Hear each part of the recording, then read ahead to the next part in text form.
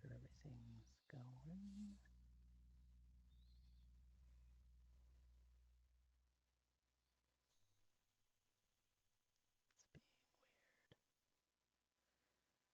All right, and I think we are there. Hello, and welcome to DnDebrief episode 11, the enormous dinosaur attacks. So, I am your DM, Sam Dillon, and I am here with my wonderful, wonderful players. Karu, Hi. do you want to say who you play, what your character is? My character is Marcel Petit Diablo Duran, who is a Neutrinian storm sorcerer. And who recently gave their real name to a band of pirates. Yes, that's never going to show up again. Woohoo. No, no, hopefully the DM will forget that. Yeah, And it's I'm working also, great so far. yeah, right. And I'm also here with Matt. Hello, I'm Matt. I'm playing Konos Lenadeth, a CL Warlock, trying to avoid getting flattened tonight. And I am here with Nina. Hello. I play Emerin Ornestia, who is a human storm cleric. Excellent. And last but definitely not least, I am here with David. Hi, I play Axley Tillingquest, who is a halfling bard. All right. Who wants to give a slight recap of what happened last week? Last week was wild. Well, there was a wedding and I don't know, something else Yeah. happened. Well, long story short, we got blown off course really, really badly because we all failed our group checks. So we got blown off course and our ship was very damaged. And a Hokka, a member of the Hokka tribe, came to help. And they were offering to tow our ship into an island. And so we accepted their help. In the meantime, we found a goat that lives in a stick. Yes. We found Claudius, who was an advice-giving goat, I guess, and chatted with him for a while, which was interesting. And then the Haka kind of welcomed us into their tribe and like held a big feast, and we accidentally accepted a quest to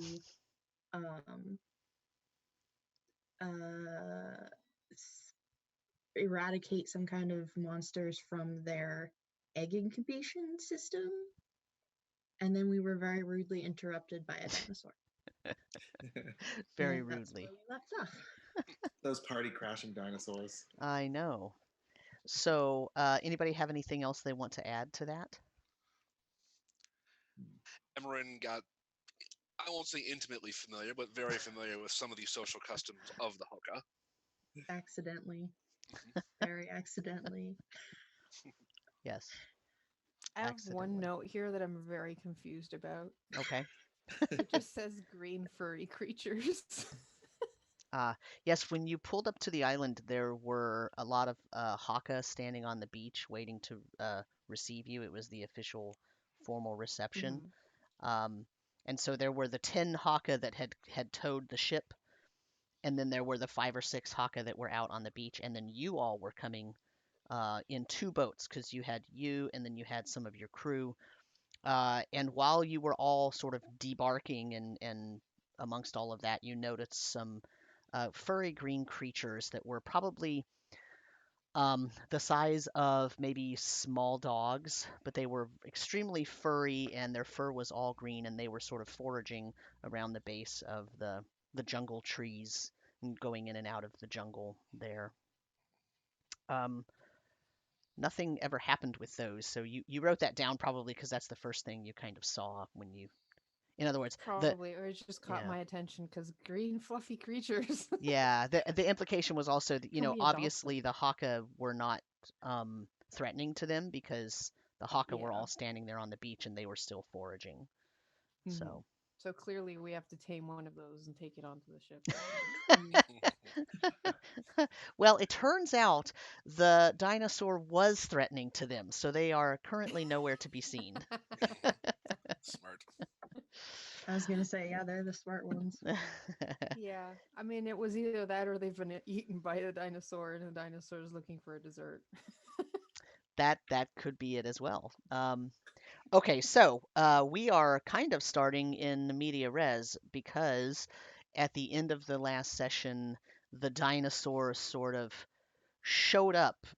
It's odd that you didn't hear it coming through, the jungle, but apparently you didn't, and it sort of just came onto the scene. It's a very almost Tyrannosaurus Rex looking dinosaur. It has red and orange coloration. It has a ridge along its back, very sharp teeth, shorter front arms than back legs, and it walks on two legs. And it currently rushes out of the sand and gives an enormous roar. So we have to do two things. The first thing we have to do is roll initiative. And the second thing we have to do is you all need to make a wisdom saving throw for Good. its frightening presence. Let's have the initiatives first. 19 initiative. 9 initiative. 10 for me. 17 for me.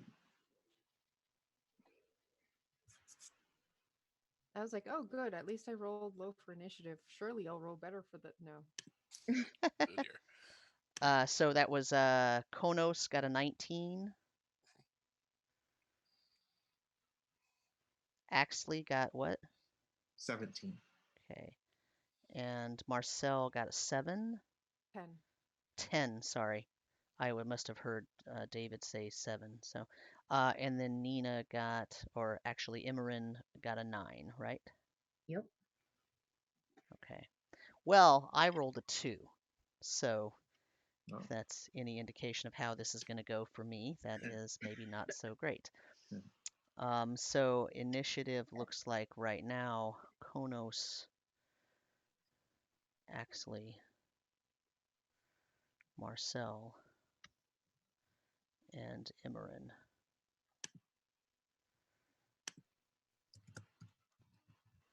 Okay, the DC for your saving throw is 14. Was it Careful. wisdom? It is a wisdom saving throw.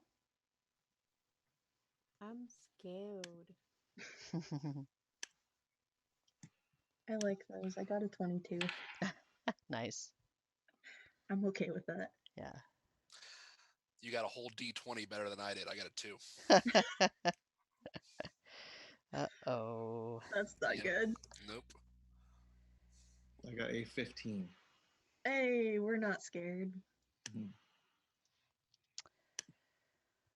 So those of you that are frightened, here is the technical rules for the frightened condition. The technical effect of the frightened condition is that a frightened creature has disadvantage on ability checks and attack rolls as long as the source of fear is within line of sight, and you cannot willingly move closer to the source of the thing of the fear itself. This particular check you get to make at the end of each of your turns. Once you have successfully saved against the fear effect, you do not have to worry about being afraid of this particular dinosaur for 24 hours.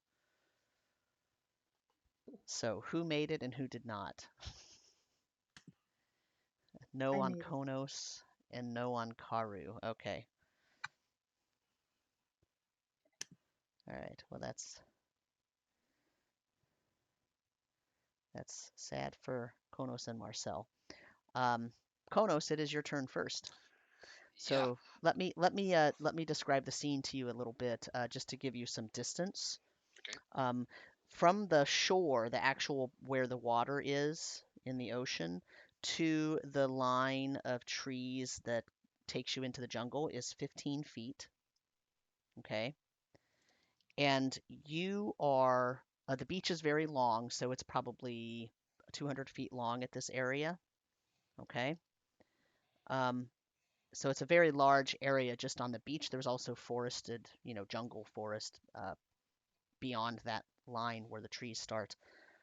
You are all basically right smack dab in the middle of this particular area because you were standing and talking to Jubo and Stet about the duty that you have undertaken.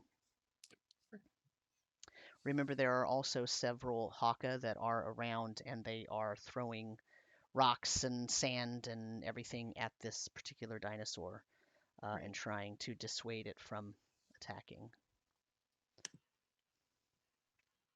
So you basically have a large rectangular area. There are various, pieces of driftwood and different pieces of tree trunks and whatnot that the Hokka had set out to sit on for the celebration and things like that. So there are some things around, but not anything enormous other than your boats that you rode in. Okay. How far away is the dinosaur from where we are, and then how far away are the boats from where we are? The dinosaur is basically standing just on the beach side, right out of the jungle, and you're right in the middle. So you're probably only about 10 or 12 feet from Oh, good. the dinosaur. I mean, that's why I said it feels odd that you didn't hear it, but apparently you didn't. Yeah. And the boats are about 10 or 12 feet on the other side of you, or actually 6 or 7 feet on the other side of you, because it's only 15-foot wide beach. Okay. All right. This is not how I was hoping things would start. Konos takes one look at this thing and flat out panics. Like, they're real, and he's just gonna I'm gonna use my action to run as fast as I can, and just pull one of the boat, like literally try to hide under one of the boats. Okay, you're gonna pull it over on top of you? Yeah, I'm Okay. doing like the lawyer in Jurassic Park at this point. Okay, give me a strength check, please. Okay. This would be disadvantage because I'm frightened, right? Right. Okay, 7. Okay. You all see Konos run in abject panic, 5 or 6 feet over, and in his panic, he's trying to sort of move so that the boats that you rode in are on top of him or next to him or up, blocking his vision, his visual perspective, so that he can't be seen by the dinosaur. But he just looks like he's flailing around inconsolably and doesn't actually move the boat at all. He just sort of is trying to drag it, and he keeps falling down in the surf and in the water and getting back up and trying to hide himself again in an extreme panic. Is there anything else you'd like to do?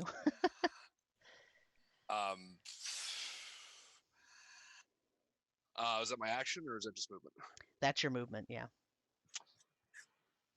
I'll use action to cast invisibility on myself. Okay. Okay. Oh dear. At the end of your turn, you get to make another save. Okay. 2 again.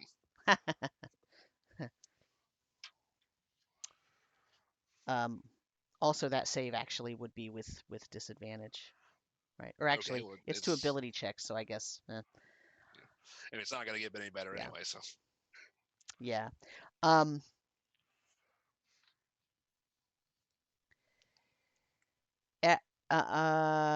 You are all kind of standing together. Everyone roll me a perception check, please. Konos does not need to roll one, actually.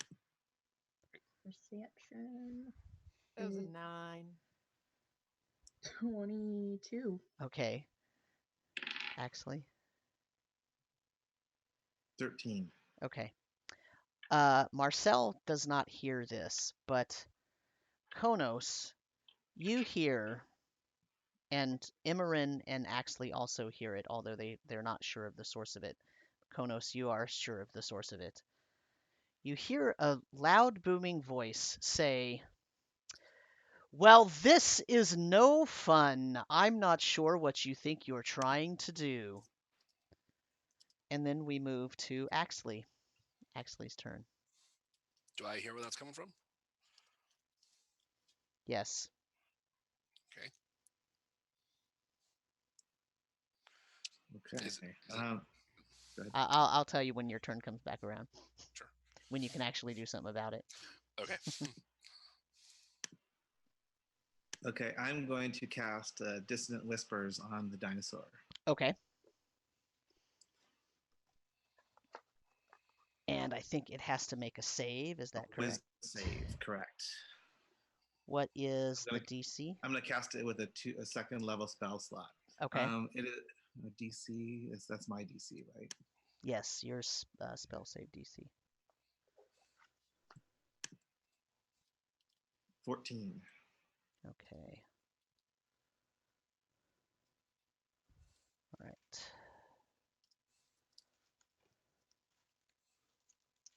Hopefully, it doesn't have a very high wisdom.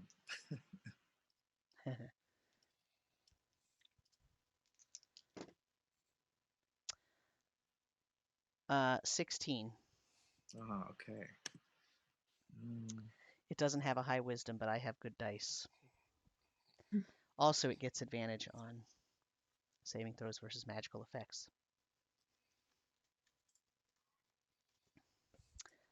Do you want to move, Axley?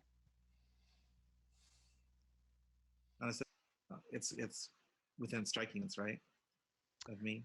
I mean, if it moves, it can easily. Okay. If I move, can I get out of range? You could, well, the beach is only 15 feet wide, so presuming it moved and came after you, probably not. You're not sure how fast it is at this point, but Okay. probably not, unless you went, and dove into the water and swam away. Can I cast a cantrip as a bonus action? If you have that ability, sure. What cantrip do you want to cast? I want to cast Vicious Mockery to give it a disadvantage.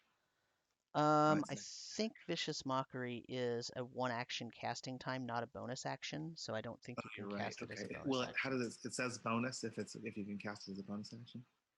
Yeah, it'll actually say bonus action. Oh, okay. All right. Then I definitely want to try to dodge. Yeah, for example, Healing Word is takes a bonus action. So if you were to look up Healing Word, you'll see that it says the time that it takes is a bonus action. So you're going to do what? You're going to dodge? Yeah, I'm going to dodge. Okay. Marcel. Okay, does it take half damage from the spell? Oh, yes, it does actually, because it made it save, right? How much damage did you do? It does 4d6. So it'll take half that. So let's see. Now that's 10. 17 total, so half of 17. Okay. And does the spell damage modifier take effect? Nope. No, it's only the 46. Okay.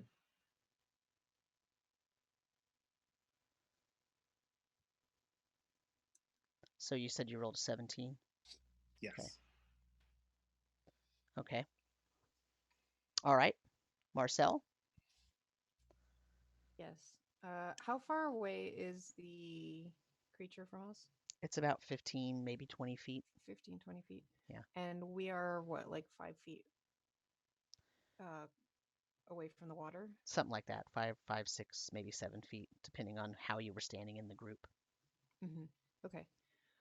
So I have one clarifying question. When I do Sure. the dance thing for my sword, is Mhm. that a concentration or is that just it happens? And then the magic takes over. Like it's the sword's magic. Yeah, let me check. I'm pretty sure it just does it, but let me just make sure before I tell you something that's not true. Mm-hmm.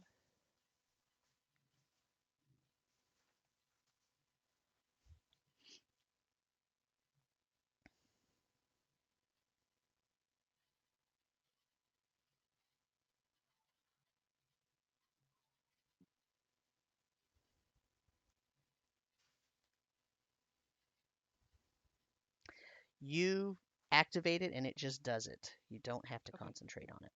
Excellent. So I'm going to take my sword and kind of just make it hover in the air and call out, "Dance! Go attack that thing!"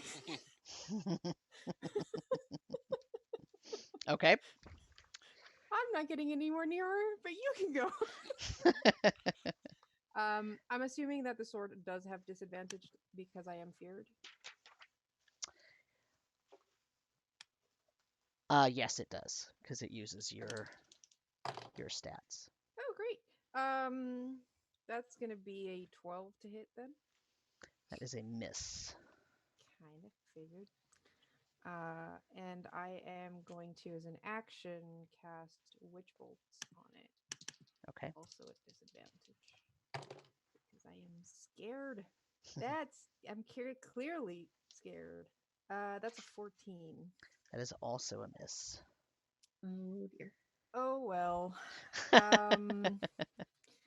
Yeah, I'm gonna run straight into the water. Okay. Good.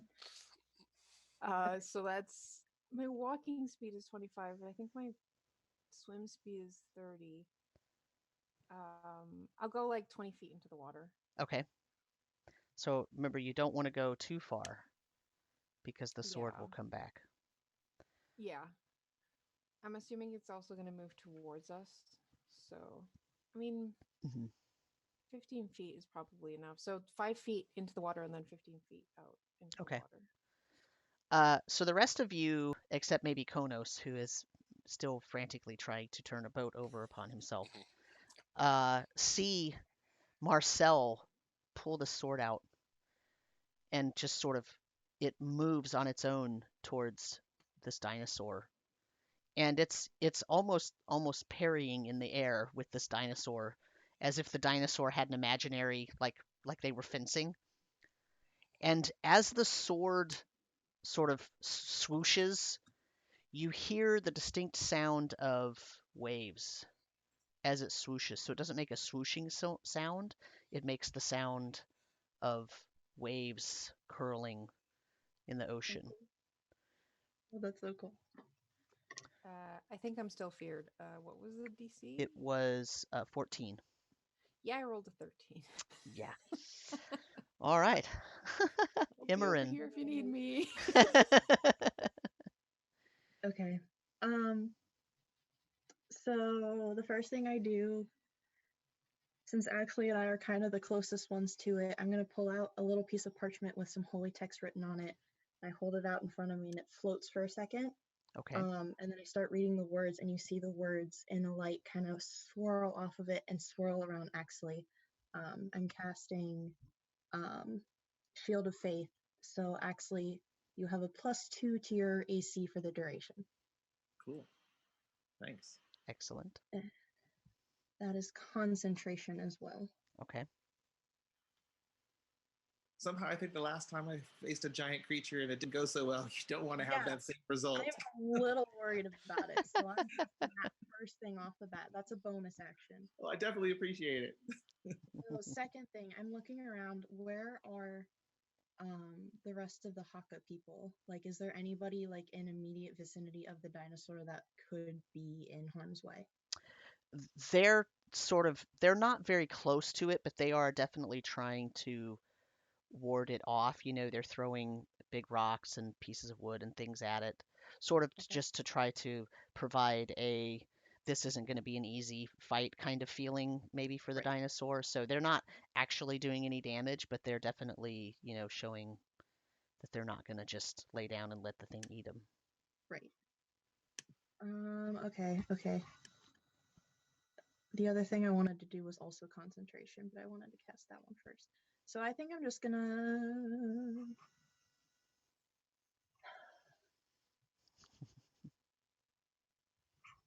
I'm very concerned. Can I cast spiritual weapon as an action? Probably not. It's a bonus action. Okay, I think I'm just gonna run up and hit it. Okay. So you're going to run up to it. Yeah. What are you hitting it with? the glory of Gorath. Okay. So, yeah, I'm just gonna yell back to everybody, stay back, and run up and hit it. Hit it in the knee. See if it Okay. crumples to the ground. Okay.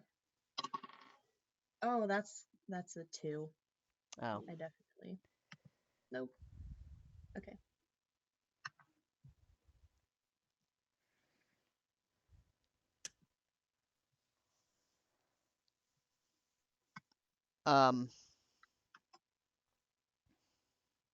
So you all see Imran run up and swing at this creature's knee with the mace that you pulled off of the pirate ship. And as she swings at this creature, the mace, the head of the mace, starts glowing with light that is so bright you feel like you shouldn't look at it because it might burn your retinas. Like sunlight coming from the head of the mace almost. But then Imran missed. Yeah. Now that I'm standing right underneath it, how tall is this thing? It is probably 15 feet tall. Okay. It's very large. It's not T-Rex size. It's not enormous like that, but it is large enough that it would be like elephant size, maybe slightly Okay. larger than an elephant. Okay. And it is not so happy that you're trying to break its knee. No, I bet it's not. So- It's gonna get Um, stepped on. yeah, it's going to try to stomp on you for sure.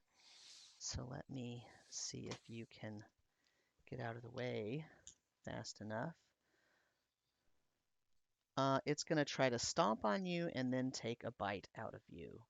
Okay. So here's the stomp. 11 versus your AC. I'm sure that you got out of the way. Miss. And then the bite.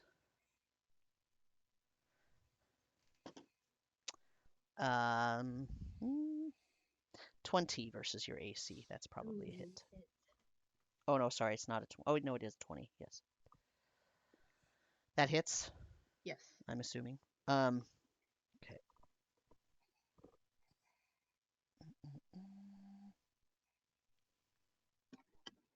Oh, that's okay.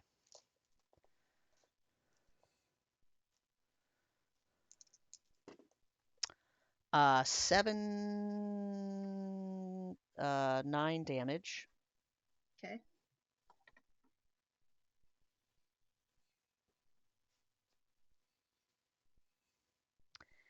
And it tries to bite into you, but as it sort of bites into you, its teeth somehow aren't as sharp as you thought they were. Okay. Almost like it gummed you. Like it didn't, like all of a sudden there were no teeth there, and it just sort of, it felt like this more solid, like gummy, fleshy part. And it sort of puts its head back and it roars again, and you see these sharp teeth, but that didn't feel like teeth to you. That's weird. And then do I have to make a Constitution saving throw for my concentration? Is that what it is? Yes, it is a Constitution saving throw. Oh, 19. Oh yeah, totally make it. All right. Um.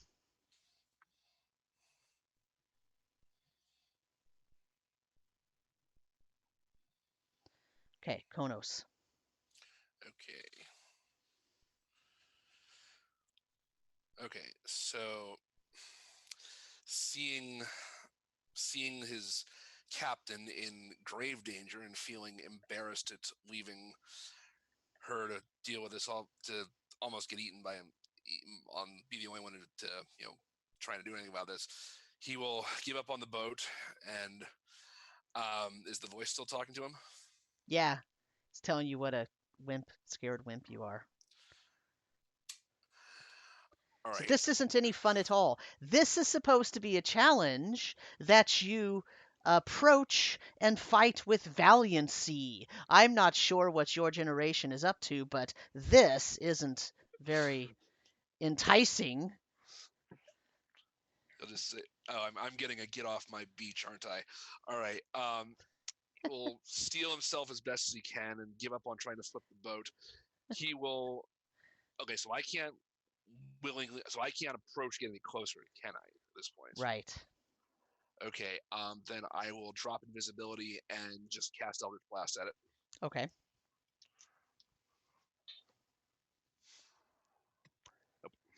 Nope. Uh, yeah, no, like, Yeah. not a 9's not gonna hit. Yeah. Um. Otto is in your little bucket, Mhm. and he's like pushing the lid up, and he's trying to crawl out. Okay. I'll pop the lid off the bucket then. Like, you want to get out of here? Go for it. Save yourself. He crawls out and he goes onto the beach and he starts going towards the dinosaur. What? No, wait. And No, not safe. you hear the voice say, "See? That thing knows what it's supposed to be doing. I can't believe you're not attacking with me. Good Lord, this is the most ridiculous thing I've ever seen. I waken after this many years, and this is how you treat me? Ah, Oh my put God. me in that thing's arms. It'll take me." I didn't think to cast Shield of Faith on the screen.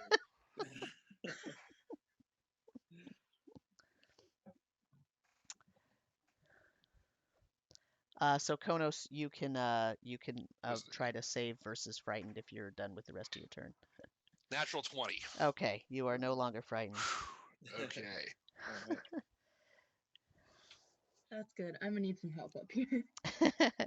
Axley, you see Otto jump out of the bucket and start sort of shambling with his little octopus legs towards Imran and the dinosaur. Well, that's a strange sight. Okay, I'm gonna try casting Dissonant Whispers again with a Okay. first level slot. All right. Let me roll its save. Oh, I failed to save that time. Okay, now that's just 3d6 that time. That's Yeah. the first level. So, that's 3 points, 5 points total, but it Okay. has to do a full move away. It has to move away? Yeah, it has to do a complete move as a reaction. It has to do a complete move away from me.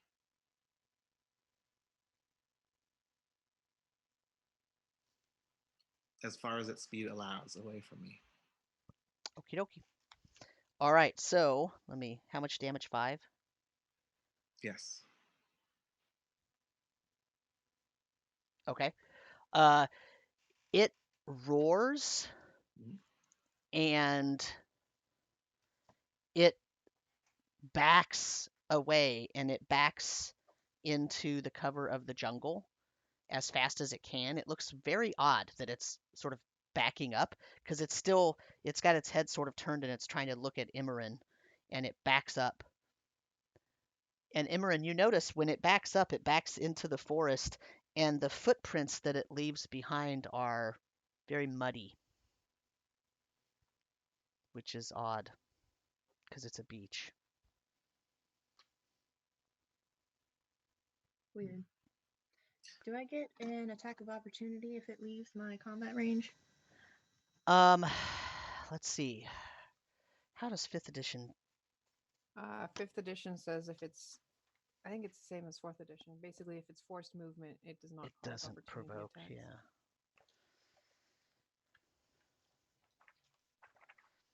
I was Unfortunately. thinking. I couldn't even remember if attack of opportunity was optional.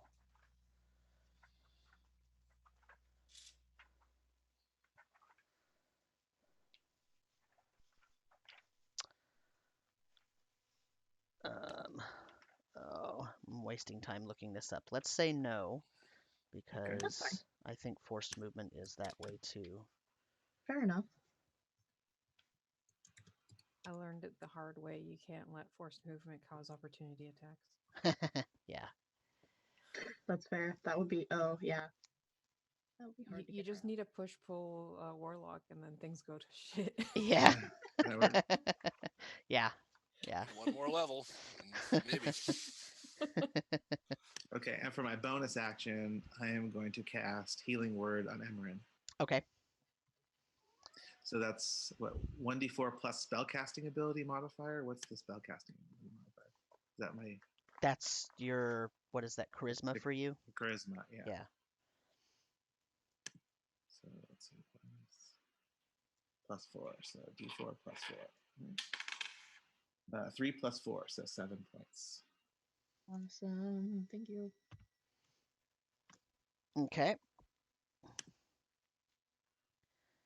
Are you going to move, Marcel? Are you going to stay where you are? Or sorry, not Marcel. Axley. Oh, Are you going to I'm move? going to stay where I am. are? Okay. Marcel. All right.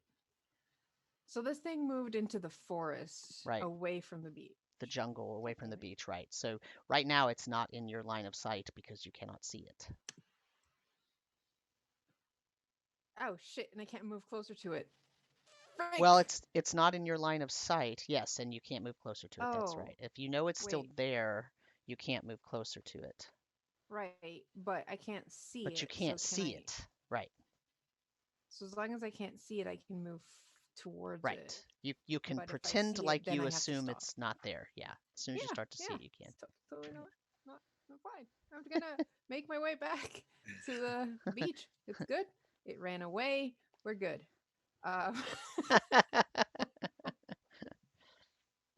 I will make it like diagonally, like towards where I saw it disappear into the woods. Okay. Once I get back to the beach, because I was like 15 feet out. Mm-hmm. Do I still not see it? Yeah, you don't see it. Hmm. It's almost like it has perfect camouflage. You don't even see it in the jungle. Oh crap. Fascinating. Oh I crap. don't like this. I don't like it. We don't hear it moving around. You do hear it, but you can't Oh. see it. Mm-hmm.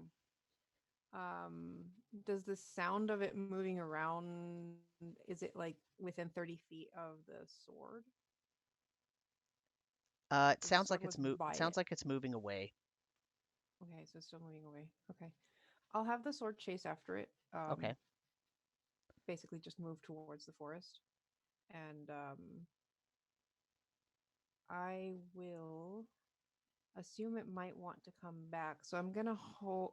Oh wait, no, I need a bonus action to hold an action. So, No, it's my if action to.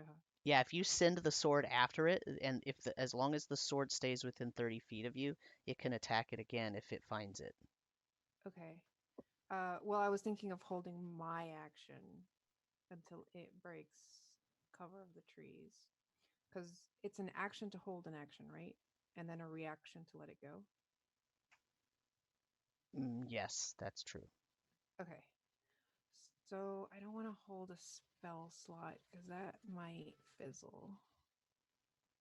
So I will. Oh, I only have shocking grasp. Oh no, I have frostbite. I'll prepare a frostbite. So if it comes out of the forest and I can see it, I will attack it with frostbite. Okay. And that's my turn. Do you want to roll another save? Oh yes. That's a 2.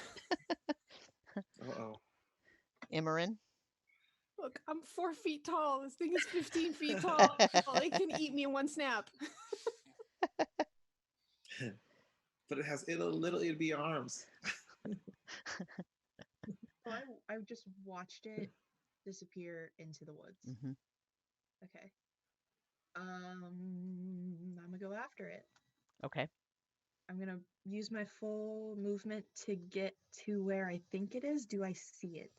If you go into the jungle, if you walk into the jungle about 5 feet, you'll see it. Oh, Because okay. remember, you could see its footprints. Oh, yeah, yeah, yeah. They're very muddy. Okay, so I'm gonna run back up to it, get in Okay. melee with it. Okay. And I want to cast Inflict Wounds. Oh. Okay.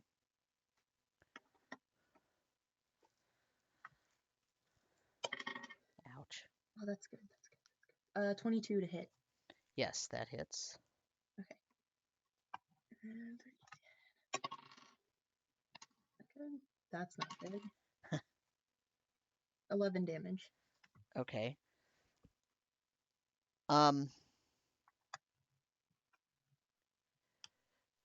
When you cast the spell, how do you do it? Do you have to touch it? Are Yeah, I you have to reach out and grab it. Where are you touching it? I'm just gonna grab its little toe. I'm just gonna grab its little foot. Okay. So you put It's your bad. hand on its toe. Your hand leaves an impression on the dinosaur. And when you It's take your hand away, it's muddy. okay. That's really weird. And it roars in pain. Just roars in pain. Okay. And it tries to stomp on you again. All right. Bring it on. That's going to be a 18 and a 20. It's two Those both hit. stomps. All right. This is no fun.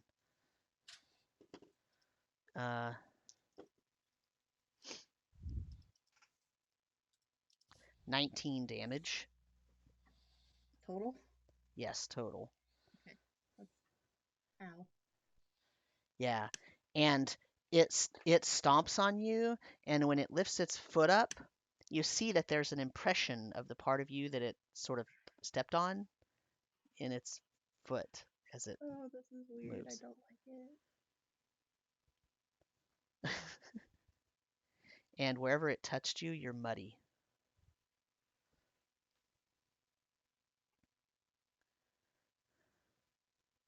Konos. Okay, I am going to follow after Emerin, and I'm assuming if I heard it, will have an idea where it is. So I'll move towards the sound.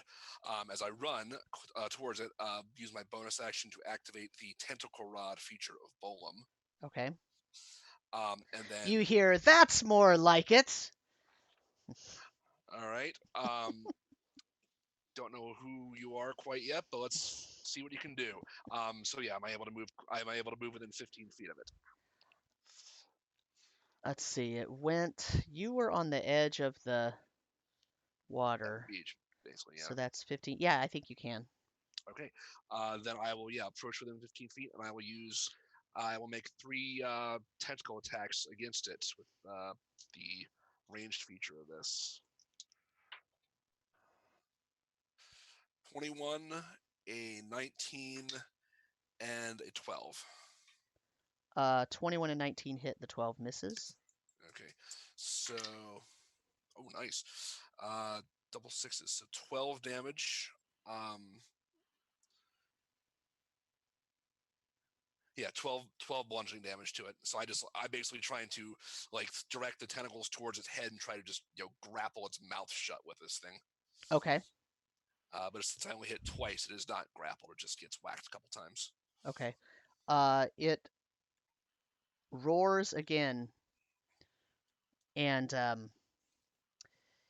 you hear the voice say, "Ew, this is slimy."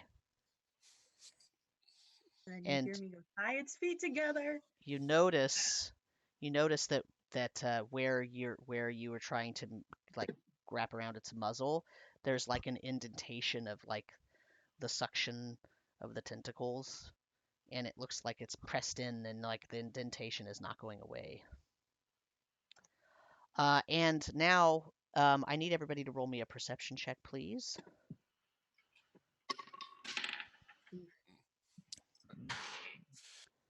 9. 4. And 19. Yay! So the DC was 12. Who got Yes, only Marcel. only Marcel? Okay. Marcel, you see Konos run into the forest, into the jungle. You know that Imran is in there. You hear the thing roar a couple of times. And out of the corners of your eyes, you see movement. And if you sort of look over to the left and over to the right, you see that coming out of the jungle, there is a group of humanoid shaped creatures that are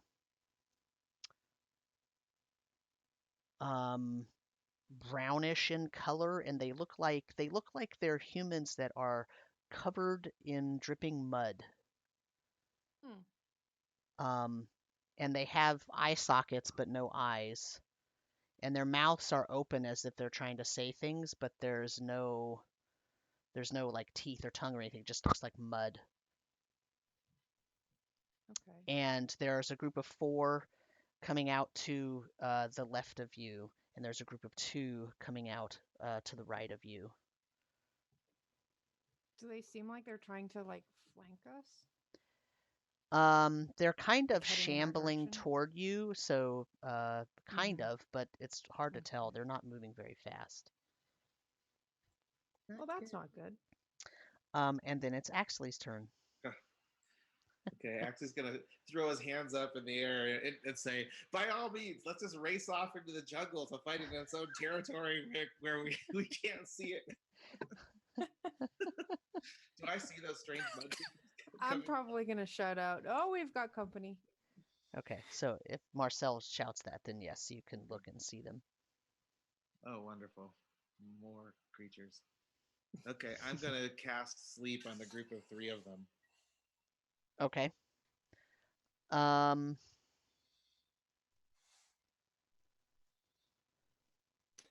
Go to sleep. hmm.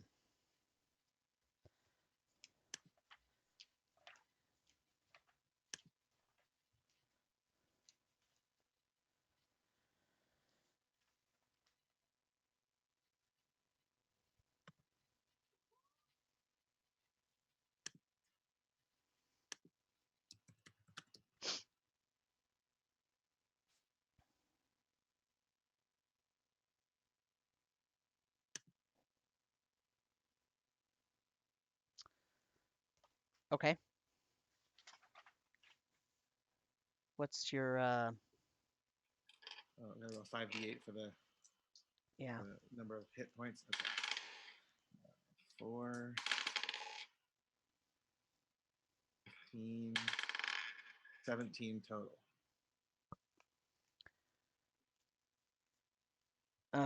It has no effect. Oh, Okay. that's not good.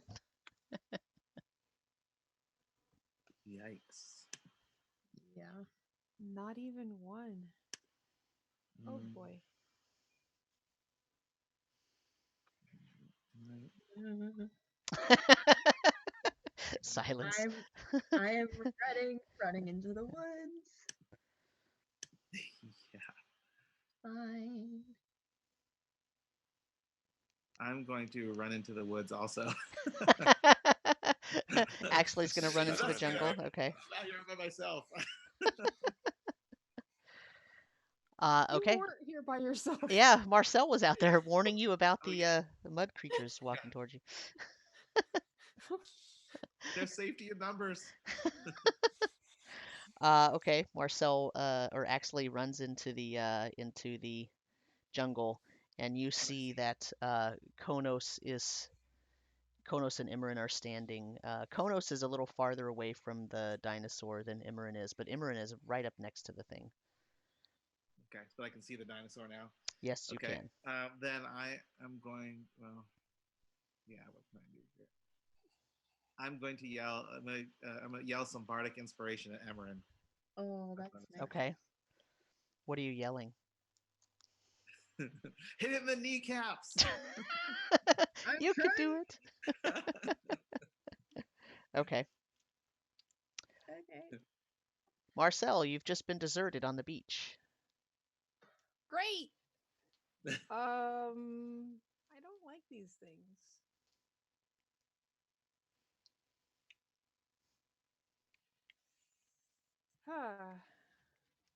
I would like to know. Well, I definitely don't want to be alone out here, so I am gonna run after Axley. Okay.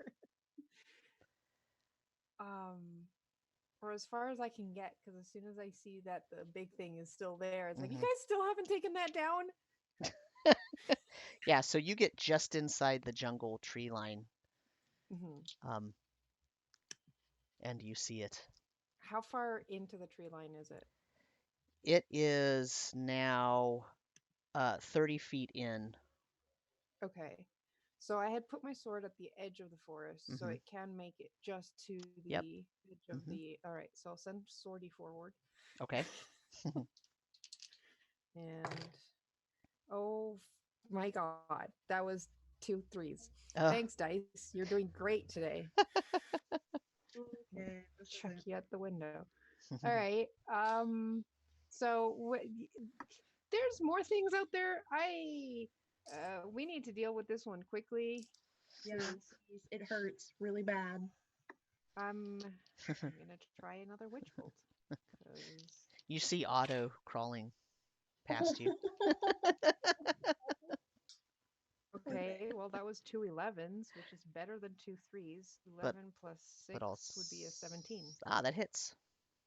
Excellent. So a lightning bolt connects from my casting implement to the Rex, Okay. and he takes 3 lightning damage. Okay. We're trying. Yeah, we're trying. Well, now the bolt is just there; it's connecting That's us. good. That's good. So, and let's see if I can get rid of the fear of this big thing. Hey, natural 20. Oh, Why nice. couldn't Yeah. I have rolled Hey, that there we go. 2 seconds ago? Uh, the lightning bolt that comes out, it stays there, right? Yeah, it's a concentration. Okay. Um, it goes and it goes through the thing's shoulder, like where one of its arms is attached, and its arm like comes halfway off and it's like hanging a little bit, and it's like burnt right there. You see it's kind of bubbling, but the inside looks like this weird brownish goo. I can go, hey, it looks like the mud people out there. Imran. Yeah, in response, I go, it might be made of mud, but it still really hurts, and cast spiritual weapon over top of its head.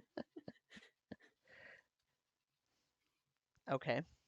And I think I get to attack right off the bat, right? Yep. Okay, okay. Where is that? Ooh, 10. You Nope. get a plus D8 if you want to use it for the inspiration. I'm gonna use that. 12. Nope. Still no. Nope. Okay. Can't hit this stupid thing. And then can I cast Cure Wounds on myself Sure. if I use that? Okay. Yeah, I cast Cure Wounds on myself. Okay. And 6. That might get me through another round, maybe. And that's my action and bonus action, so that's it. All right. Uh, well, the first thing that it does is put its head back and roar again. And then you see it sort of look down at its arm, kind of, that weird like sideways thing that birds have to do. And it looks down at its arm, and it takes its other arm and it sort of pushes it on, and you see it kind of just like mold right back into place, and it sort of moves its arm for a second, and then it turns very quickly and it tries to slap anyone within 5 feet of it with its tail, and that's no good. neither is that one. I rolled a 3 and a 1. So it is still not doing so hot. See, you guys are rolling just as great as I am. So, there you go. Everyone's just like, jump. Yeah, Yep. it's like a game of jump rope with our friend. Um, and one other thing to do. You notice that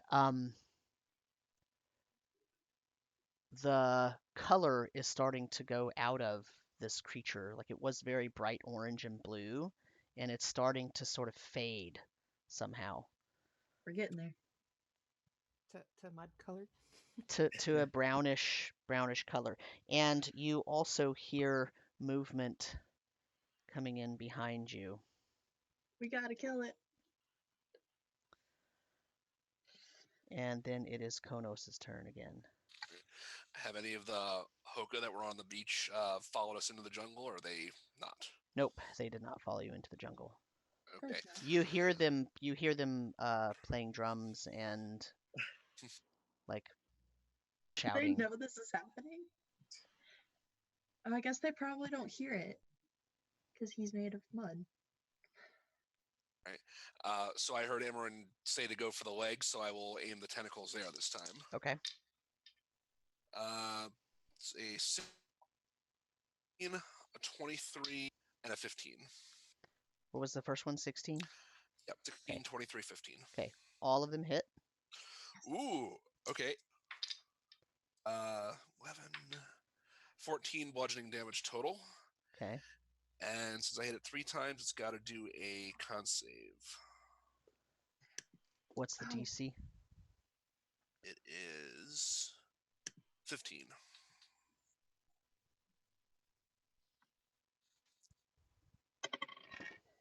Oh, okay. Yeah, 18 on the die. It Yeah, passed okay. it. All right, so it's not restrained.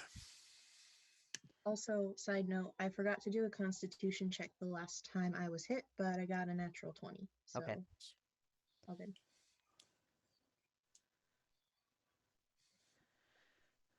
Konos, anything else? No. You see Otto coming towards you, crawling on the ground.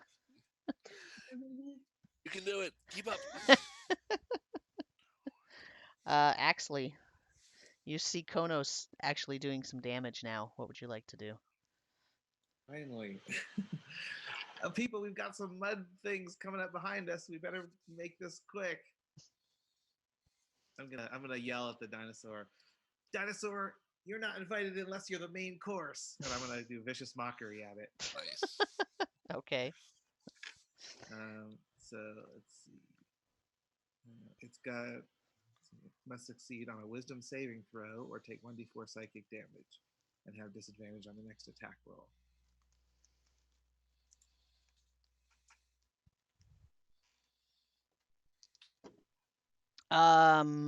10. I think that's a fail, right? What's your Okay. DC? 14? Yeah, yes. Okay. So it failed. How much damage does it take? D4 is 3 points. Okay. Slowly but surely wins the race. And then it takes disadvantage on its next attack. Is that what you said? Yes. Okay. All right. And could I shoot an arrow at it? Vicious Mockery is a whole turn action, I think. Oh, is it? Okay. Yeah. Pretty sure. Yep. Okay. Would you like to move? Yeah, I want to get out of the way of where the mud creatures are going to come through the forest behind us. Move to the side. Okay. Marcel. You're no longer afeared. There, it took me 3 clicks to get rid of the mute. All right. So I have one question. The Yes. dancing sword says after the 4th attacks the 4th time. So if it goes a turn without attacking, does it just continue flying until it does 4 attacks? Yep. Or is it okay? Perfect. All right. So sword first, I guess. Bonus action attack. That's gonna be 20 lots. 23. That's a hit. After 20, I stopped mathing. It's 9 piercing. Okay. And then I get a free witch bolt because concentration. And that's going to be 8 lightning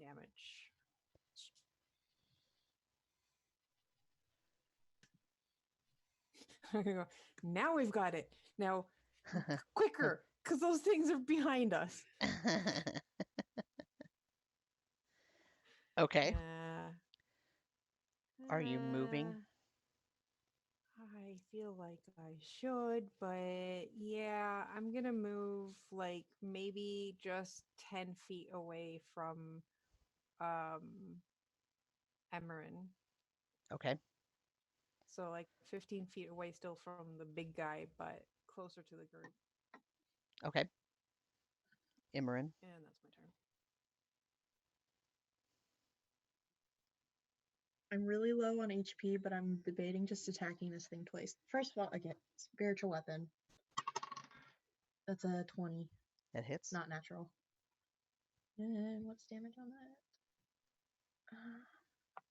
3. 7 damage. 7 damage. Okay. Can I survive 2 more attacks? Sure. I'm gonna swing at it again with my mace. Okay. So that is natural 1. Oh. Nope. This thing's getting slimier and a little bit quicker. That is very sad. Okay. I'm so sad. I'm so close. Are you moving, Imran? Actually, you know what? Yeah, I'm gonna like not leave its combat range, but I'm gonna kind of dance around to the back side of it. Okay. So it's in between me and like the entrance of the jungle area. So Okay. if these mud things come out, I'm not right in the middle of 2 enemies. Okay. It turns and runs. It's running straight for the Hokka village, like in that direction. And so anyone within range gets an attack of opportunity. Yes, please. Something better than. Do I get a melee opportunity attack with the tentacles? Sure. 24. Okay, that hits. Almost a nat 20. 21. That hits. So now we're all hitting it while it's running away. Right? 7. 7 damage. Yes. Was that with the mace? Yes. Okay. When you hit it with the mace, and your mace like carves out a giant chunk of mud, just, and it pulls it right out.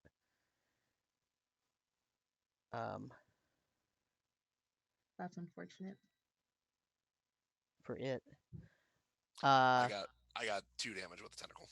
2 damage, okay. Axley, did you take a swipe at it? Yeah, I'll fire an arrow at it as it departs. A natural 20. Okay. Nice. Bow. So you roll your damage dice twice and then add your bonus once. Okay. Short bow is 1d6, so I roll that twice. Yep. Double it or just 2 dice? Just 2 dice. Okay. Total of 8 points, and then add what would the dex? Is it the dexterity bonus? There's probably no bonus on your bow actually. Okay. Yeah, so 8 points. Okay. Does the dancing sword get an attack? Sure, why not? Okay. Would you please, cat, stop it? He keeps insisting on being right in front of me. Oh, maybe not. That's a 14. Nope, that's a miss. All right. So it bounds away, and you see these No, my witch bolt. big, gooey, wet footprints. You just see the It's witch bolt still- like snap as it reaches the end of his tether. That's sad. And then you hear movement behind you, and you have 6 muddy figures, but you can't see them very well because they're sort of stalking you amongst the trees in the jungle. But you know they're there because you hear them. Slurping. Yeah, They weren't slurping. very fast, right? As we observed them moving. They kinda didn't seem lumbering. like they were very fast, but they sure did make it across the beach and to where you are pretty quickly. Konos, it's your turn. Okay. So the dinosaur took off. Yes, running towards the Hokka village. How That's not far? good. How far away is the village from where we are? When you walked from the beach, I mean it was at least you know, a half a mile in from the jungle, you know, from the jungle line. So it's Okay. pretty far, I mean, but it's a running dinosaur, so Right. Right. I'll look at Ember and say, do we go after it or do we deal with what's coming behind us? We can't let it get to the village. All right. We cannot let it get to the village. All right. I will go after it. So I will just move. I'll just chase after it as fast as I can. I'm like shaking right now. I'm really freaked out. okay. Anybody else gonna chase it? I'll scoop up Otto as I go. I mean, Okay. I'm for sure chasing it, but Okay. it's not my turn yet. Yeah, I'm gonna go after it. Actually, you're gonna chase it too? Yeah. And Marcel? I will run after it. Can we see it as it's? You can see it as it's going. If you were to immediately start to follow it, you could see it as it goes. Okay. Yes. So, because the thing I want to do is, because I'm gonna be left behind anyways, because I have tiny legs. I will move my full speed towards it, so that's 25 feet. hmm But then I'm gonna let off a chaos bolt at it. Okay. Okay. 'Cause that's 120 feet. Okay. Nice. And hopefully this hits. Yes, that's gonna be a 23. Okay. And I just want to double check something. Yes. Okay, so I'm gonna cast it at level 2. Okay.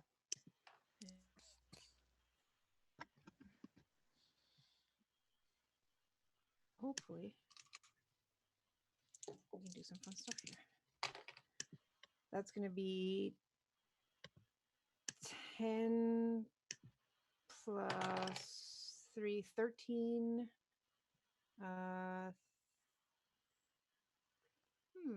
Actually, I'm gonna make it cold damage. Okay. See how much the mud likes the cold. Oh, and I get an extra d6 because higher level spot. Slut, forgot about that. So that's another 4 damage. So 17 total. Okay. 17 cold damage.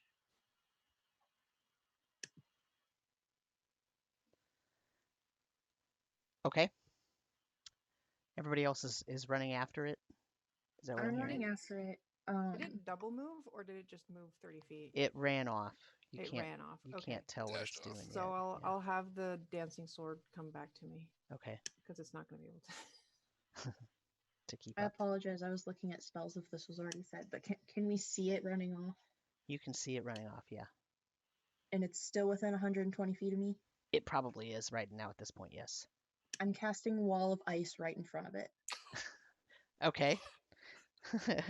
So it Okay. has to make a dex saving throw or take 5d6 and half on a save. Dex save of 13. Not right. Nope, it did not make it. Okay. So as it's running, you see it, and it looks like it's going very fast. It's getting farther and farther away, and then all of a sudden, you see it slow down a bit, because Marcel's spell, you see ice starting to form sort of on the back of its haunches as it's trying to run, but it's still moving at a pretty good clip. And then all of a sudden you just see it splat, and it literally just splats into a giant Oh my god. stain of mud on a wall that was previously not there. Well done. Ooh. So that took 3 charges out of my ring, but I did have 5 charges today, so I can do it. Nice. And its goopy self is now running it's gone. down the wall. It's dead. It is in little Mud. pieces. Except for the things behind us. Yeah. Was anybody in the way for me to splash? Nobody was in the way for me to splash. Nope, No. Axley bummer. isn't that fast. He's got short little legs. Normally it's him that you like to splash Yeah. with crab That's guts. unfortunate. Yep. That's okay. Okay, There so are now... Sorry, go ahead. there are still 6 mud people behind you. Sure. And they're I closest to me because I only moved 25 feet towards. Okay. So if we start at the top of the round, that makes it Konos' turn. I was gonna say, I think that's it. Are we Okay. still in the thick of the jungle? You are Oh. definitely in the thick of the jungle. I mean, there's a big swath path where the dinosaur ran that you could see, A muddy path. a muddy path. Also, the wall of ice is concentration, so I dropped the shield of faith on Axley, unfortunately. Okay. Okay. But I was really concerned. So, Okay. All right. So Konos jumps about a foot in the air and nearly drops the trident when he sees this giant wall of ice appear. He's very startled by that. He's like, okay. I don't want to get near that. So he'll turn around, and do I see the mud people coming toward us? Roll me a perception check. Okay. If it lands if it lands a cocked dice, do I take it or just re-roll it? Re-roll it. Okay. Not better.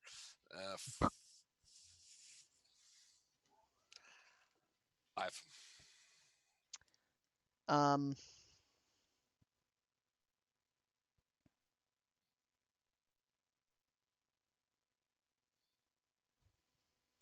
You see them hiding behind big palm trees.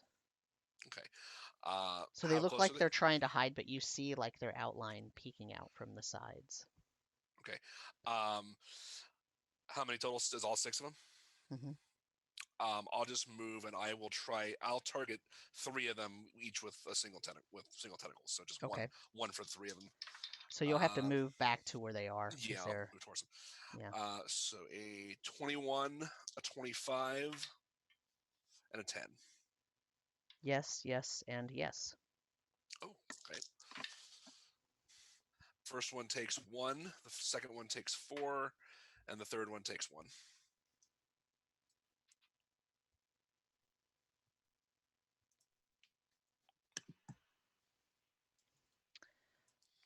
Okay. Axley? Can I maneuver to a point where I can get a bunch of them within 15 feet of me? You could probably maneuver and get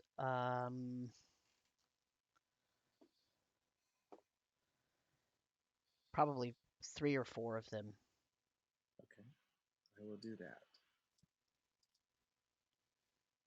And then I will cast, well, it's traditionally called Thunderwave. However, on my spell sheet, it's named as Emeren's Wrath. Nice. Okay. love it.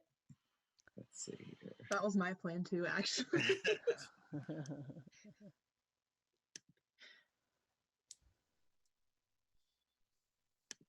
So it is a con save. They have to make con saves. All right. And I'll cast it with a second level slot. Okay, here's the first save, 14. Second one, also a 14. Third one, a 10. Fourth one, a 16. Wow, so 3 made it, right? So 3 of them made it and 1 of them failed. Mm. How much damage is it? So it'll be 3d8. Okay. There's an 8-sided die. Okay.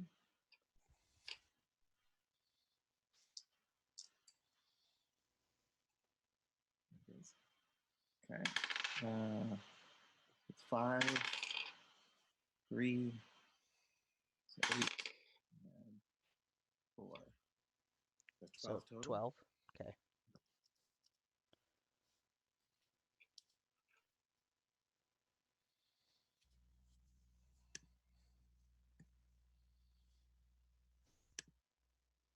Okay.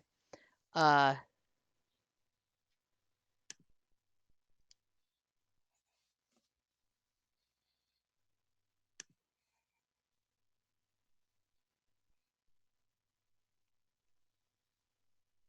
okay. And I will yell out. I'll give Emran another inspiration die, and I'll say, "Okay, this time a little more on the dodging, less on the hitting." Marcel.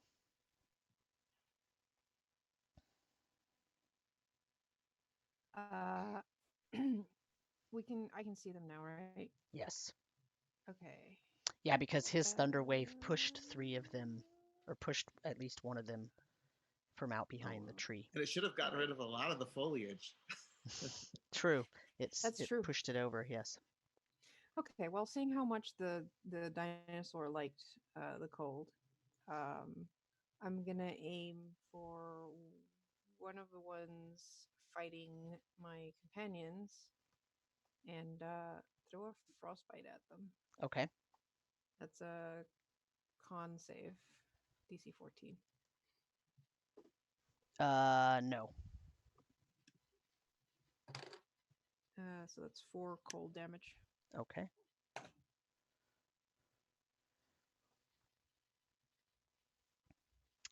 All right. Anything else from Marcel? I have the sword back in my hand. Mm-hmm. Can I just tell it to dance again? I don't see why not. Yeah, I looked at the description again, and it doesn't say it's like a one-time use. You Mm-hmm. just have to be able to actually do that again. Yep. So yeah, I'll bonus action toss the sword into the air and go dance. Keep Okay. dancing. We're not done yet. Okay. Second verse, same as the first. Yep.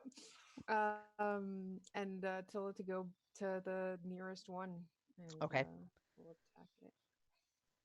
All right. That's gonna be 21 to hit. That hits. My blue dice are working better, apparently. Okay, well, that's a 6 piercing damage. Okay. All right. Imran. They're making a nice selection of mud pies over here. That's great. How many of them could I get into a cone without hitting any of my friends? I don't think anyone is in melee with them. Okay. I'm sorry, it's not a cone, it's a sphere. A 60-foot. Wait a minute. Hold on. What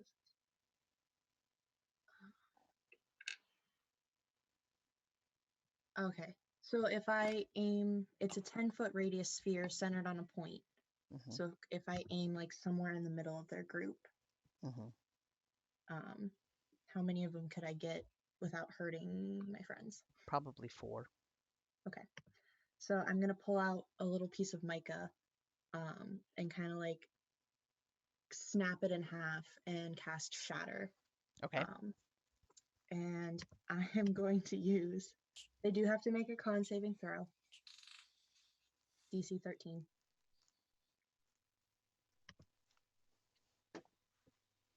Nope. Okay. All of them? Oh yeah, I forgot it's a group. No. No. What's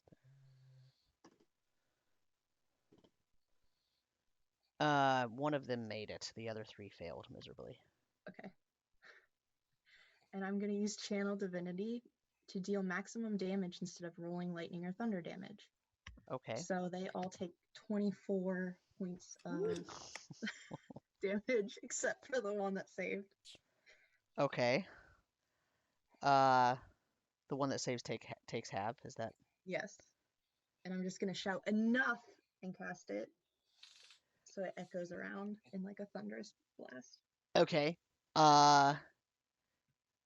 The three that failed their saves, they start vibrating, and as they vibrate, you see that they're sort of shaking harder and harder, and the little droplets of mud are shaking off of them, and eventually they're just a puddle. They just have shaken all the way, and they're just a big puddle now.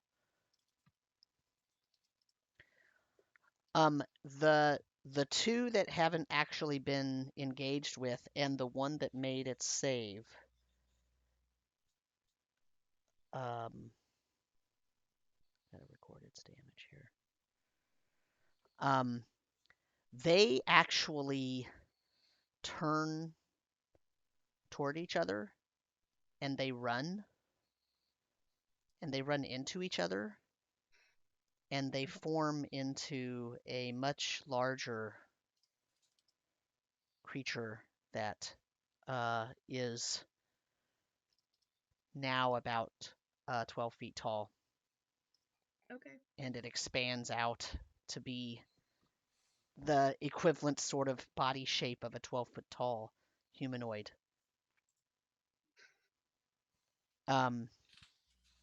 And it turns and it grabs like a hunk of flesh off of its arm, and it throws the mud ball at you all. And I need a dexterity save from everyone. Thanks. That's not good. I don't like that. Oh, 13. can I use my bardic inspiration on Sure. this? Yes. Okay. Okay. Dex, right? Yes, the DC is 13. Oh, failed. 11. I got a 13. Okay. So did I. I want to use luck to reroll. Okay. Smart. Oh no, I got a 5 that time, so I still failed. Yikes. This might kill me.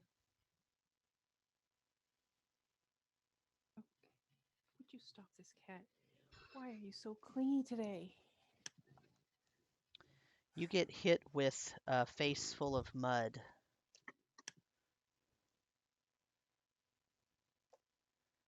And I can't find my dice. Oh, here we go. 12 damage if you did not make your save. Half if you did. I'm up by 1. I have 1 hit point. And then it is Konos' turn. Okay. I'm going to. I will Oh. move within. Yep. Also, before you do anything, can everybody give me a perception check? DC 15. Natural 20. Natural 20. Nice. Natural 1. And You have Okay. mud in your eyes. Fine. Konos and Imran, you see that the pools of mud that had dripped down from being vibrated apart, they're starting to congeal and form up. That's not good. Okay. Konos, your turn. Okay, I will move within. I'll move within 15 feet of it and make 3 attacks on with 3 tentacle swats Okay. at it. 21, a 10, and a 20. Dirty 20. 2 of them hit. Okay. 2d6. 5 bludgeoning damage total. Okay.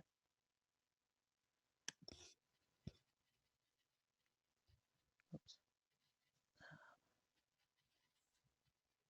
And I'll call out to the rest of the folks that the other ones are starting to form back up.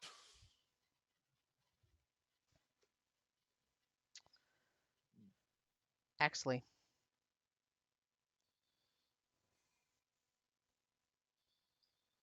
Okay, how many of them can I get in a thunder wave again?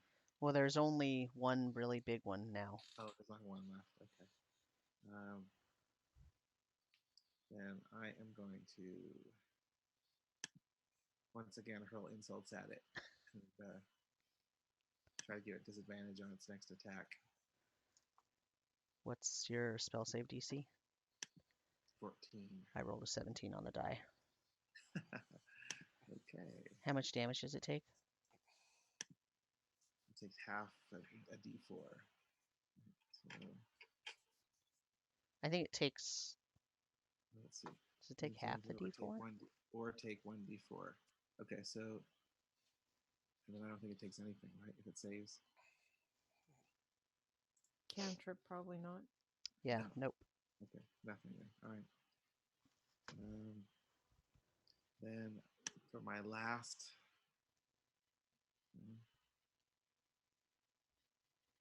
I think I'm going to save my inspiration in case I need it. Okay. Are you going to move? Well, are they maneuvering on us, or are they just? Is that one staying its distance? Well, it formed into an enormous one. It was 3 little ones, and it formed into an enormous one. It didn't move after that. It just threw a giant mud ball at you all. Okay, then no, I won't move.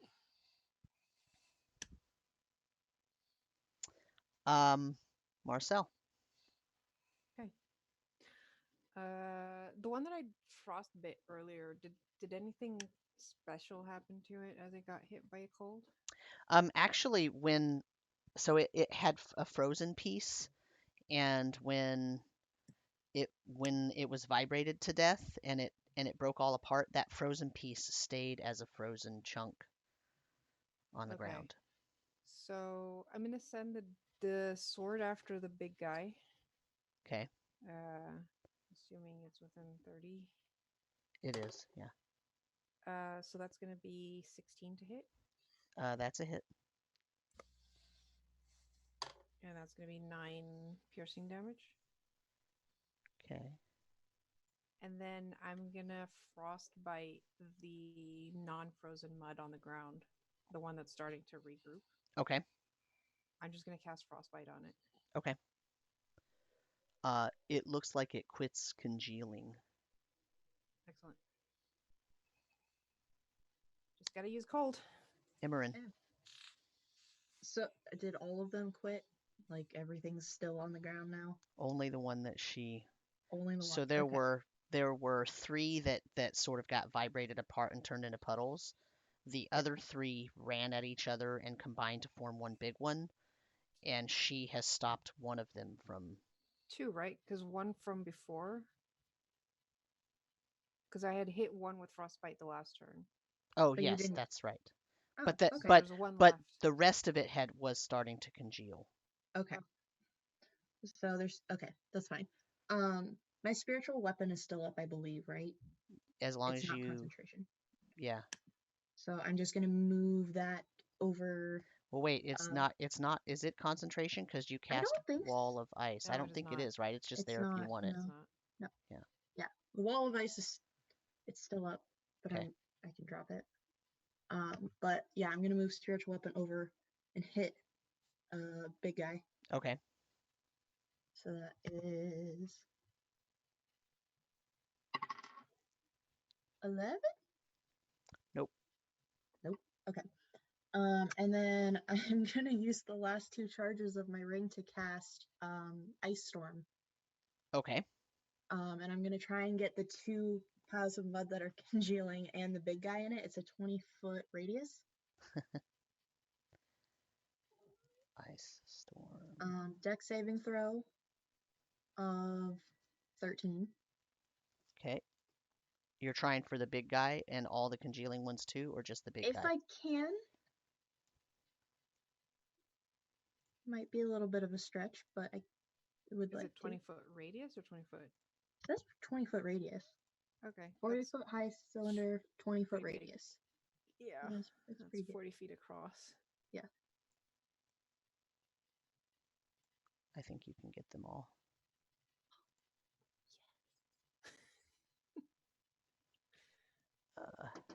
What's the spell save DC? 13. I rolled a 19, a 17, and a 17. Jeez. Okay. Yeah. So it takes 2d8 bludgeoning and 46 cold. Half. Half, Still gonna yeah. be a lot. 13 bludgeoning, so 6. And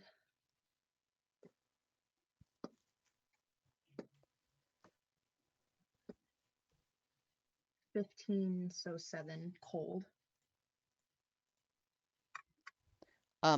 So that the hail stones that come down, Mm-hmm. they stick into this creature's body. So Yeah. normally it's just sort of this big giant storm, and it comes and it makes the whole ground around that area difficult terrain, and some of it hits whatever creatures are in that terrain, and it does damage. But in this case, it's almost like a magnet is attracting those hailstones to this big giant creature, and it's sticking into the body of the creature, and it you could see the hail parts when they embed into the muddy area. They start to sort of spread out and Yeah. freeze the area around where the mud body is, and the thing starts to try to move, and you could tell that it's moving a lot slower, and it tries to sort of turn and move, and then it's frozen. Okay. Cool. And I'm stumbling back as far as I possibly can. And then did the ones on the ground stop moving too? Yeah, they quit. Okay. Ice. Nice. Yelling out ice. Ice. Please. Kill it. Are you still maintaining that ice wall? No, I'm gonna drop it. Okay. Thank you. Okay, we're out of combat. Ooh. Oh, is it? It's Yeah, it died. it's dead? Or, Seems well, so. frozen. It's frozen. Okay. That's good. I'm still stumbling back as far as I possibly can, and I have very few spells left. I have 1 first level, 1 second level, but I think I need to cast Cure Wounds on myself just to get me off the brink of So death. is the big thing like just standing there frozen? Yeah, A it's bunch sort of of hail in it? turned to walk away, and it's now frozen. You could see that it's starting to drip because it's starting to melt already. Can I just have Eh. my sword just hit it again, see if I can shatter it? Sure. You don't have to. I mean, it can just do it because it's not moving, so there's no way for it to. So should I just roll damage? Yeah, roll some damage. I maxed it. 13. The sword cuts it in half instead of, so it didn't hit like a solid frozen thing. It just sort of Mhm. went slowly through the mud middle of the thing and cut it right in half, and the top of the creature sort of totters and then falls off. I'm gonna walk up and go, "Good job," and then grab the sword and shing back it into a. It actually does that noise when I sheath it. Yeah. Nice. I absolutely love it. Actually, either the Hokka put up something in my drink, or you all can do some new tricks. Oh, Before we get to that, I am gonna use shape water to just freeze the whole thing Okay. Smart. Okay. because that lasts for like an hour. Okay. I don't know what we're gonna do with this or what the heck is animating all this mud, but maybe it has something to do with the whole Yeah. I would hazard to guess that's about what is happening. So we should probably go talk to people and maybe take a long rest. Yeah. Good idea. Yeah. Yeah. Well, it was a good way to test our new toys, I guess. Out I of hear character, someone that was talking? amazing. I was like so excited when everyone brought out all this stuff. I was like, oh, this is fun. And I got to use my ring. Hmm. Okay. Yeah, Emeren's gonna start teetering back towards the village to confront whoever needs to hear Okay. what just happened.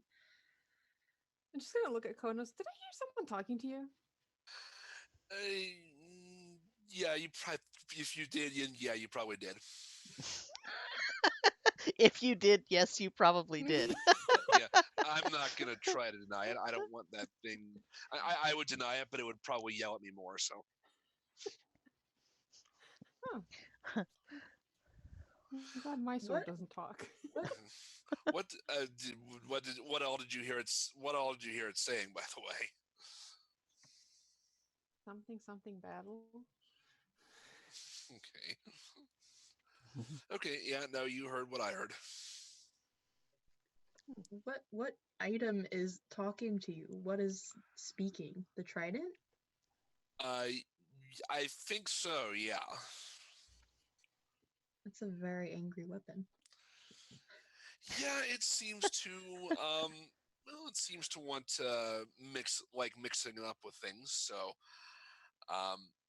Yeah. I guess I'll be try to be by your side more often when I'm not being scared half to death by giant whatever.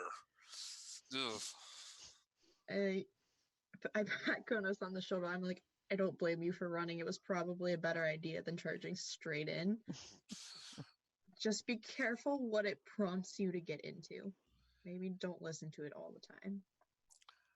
I'll try to keep that in mind. Excuse me, what did you say? Can I hear it? Yeah.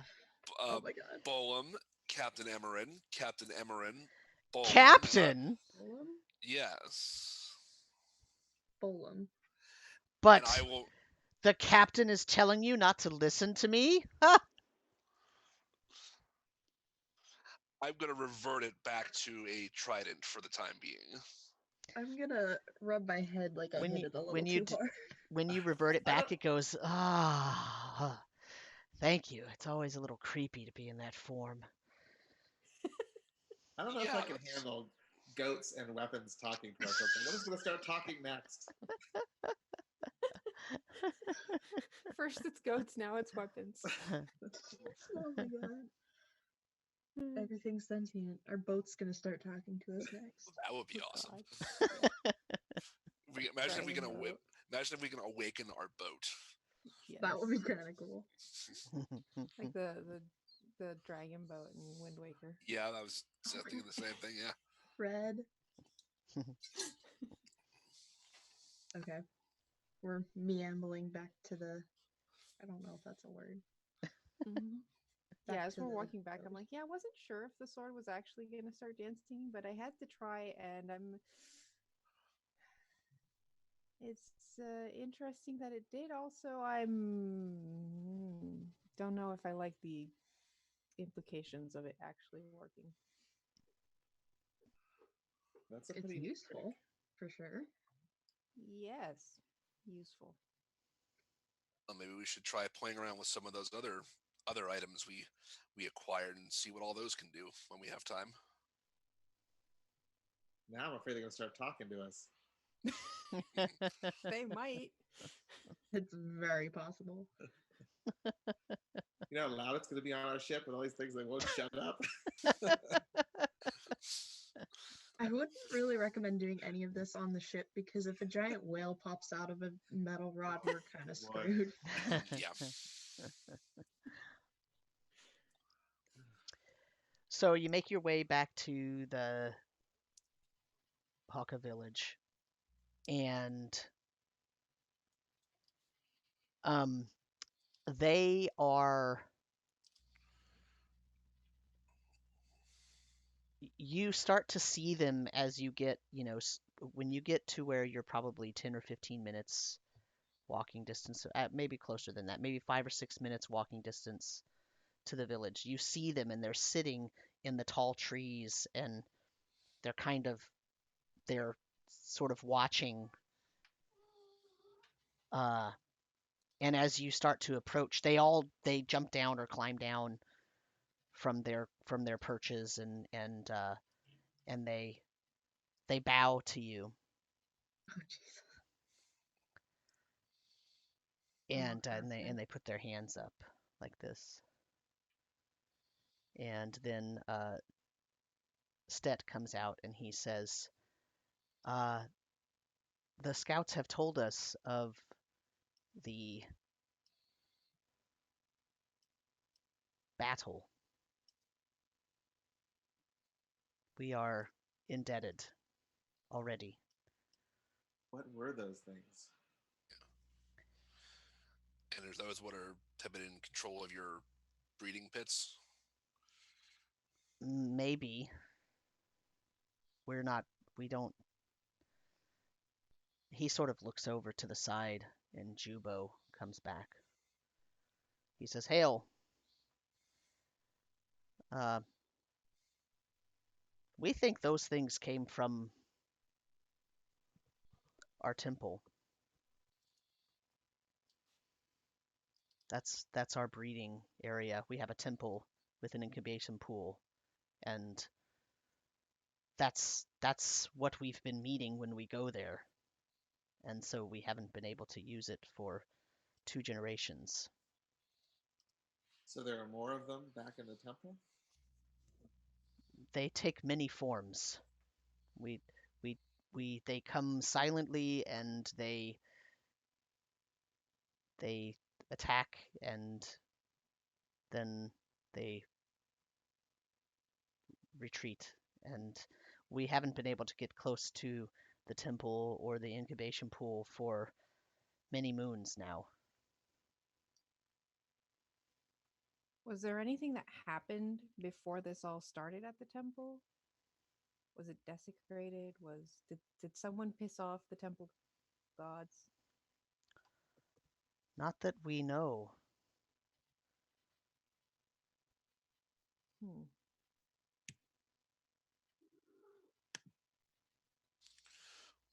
Well, we learned that they don't like cold very much. I was gonna say there's a couple things I would like to run, a few tests, but I'm in very poor condition right now. So I feel like we all deserve a little bit of a rest, and then maybe we'll go investigate this temple tomorrow. Would you be able to lead us there once we're recovered? Yes, I can guide you.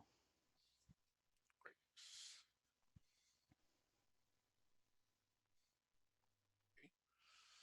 Great. And in the while we check this, your people can help us do the repairs to our ship.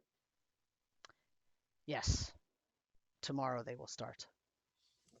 Excellent. So I guess we should rest on the island just in case they come back. If they come back, I don't know what we're gonna do because I'm packed. I think so.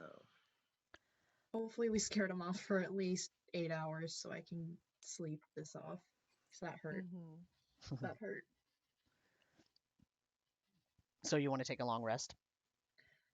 Yes, Before we please. do, I want to cast some healing. So I'm going to cast Healing Word on Amarin with a level 2 slot. So that would be. Well, if you're going to take a long rest, you're going to gain Yeah. all of your Oh, you will? hit points back at the yeah. end anyway. Oh, okay. Oh, good. Might be worth doing just on the off chance that something were to happen. Yeah, because I Even want to if go nothing talk to does the crew happen. for a half a second to make sure everything's kosher there. But it's up to you. Yeah. I'll cast it. So I can offer to. How far is this ship from the beach? It's about a mile offshore. It's pretty far. That's quite a swim. Yeah, you rode in pretty far. So Yeah. 2d4 plus. Okay. Never mind then. I was gonna be like, I can message them. That's 120 feet. Not 9 quite. points. Hello? No, No, doesn't reach. So you get back 9 points. that's amazing. Not dying.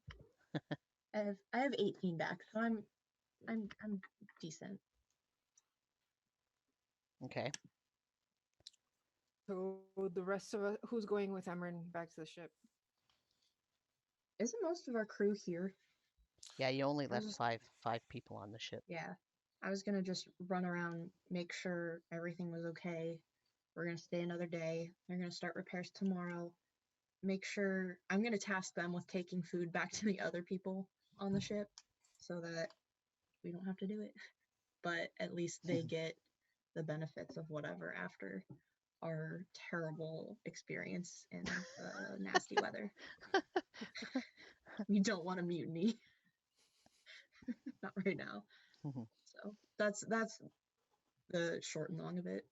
And then Okay. I'm going. At least now they've seen us fight even more monsters.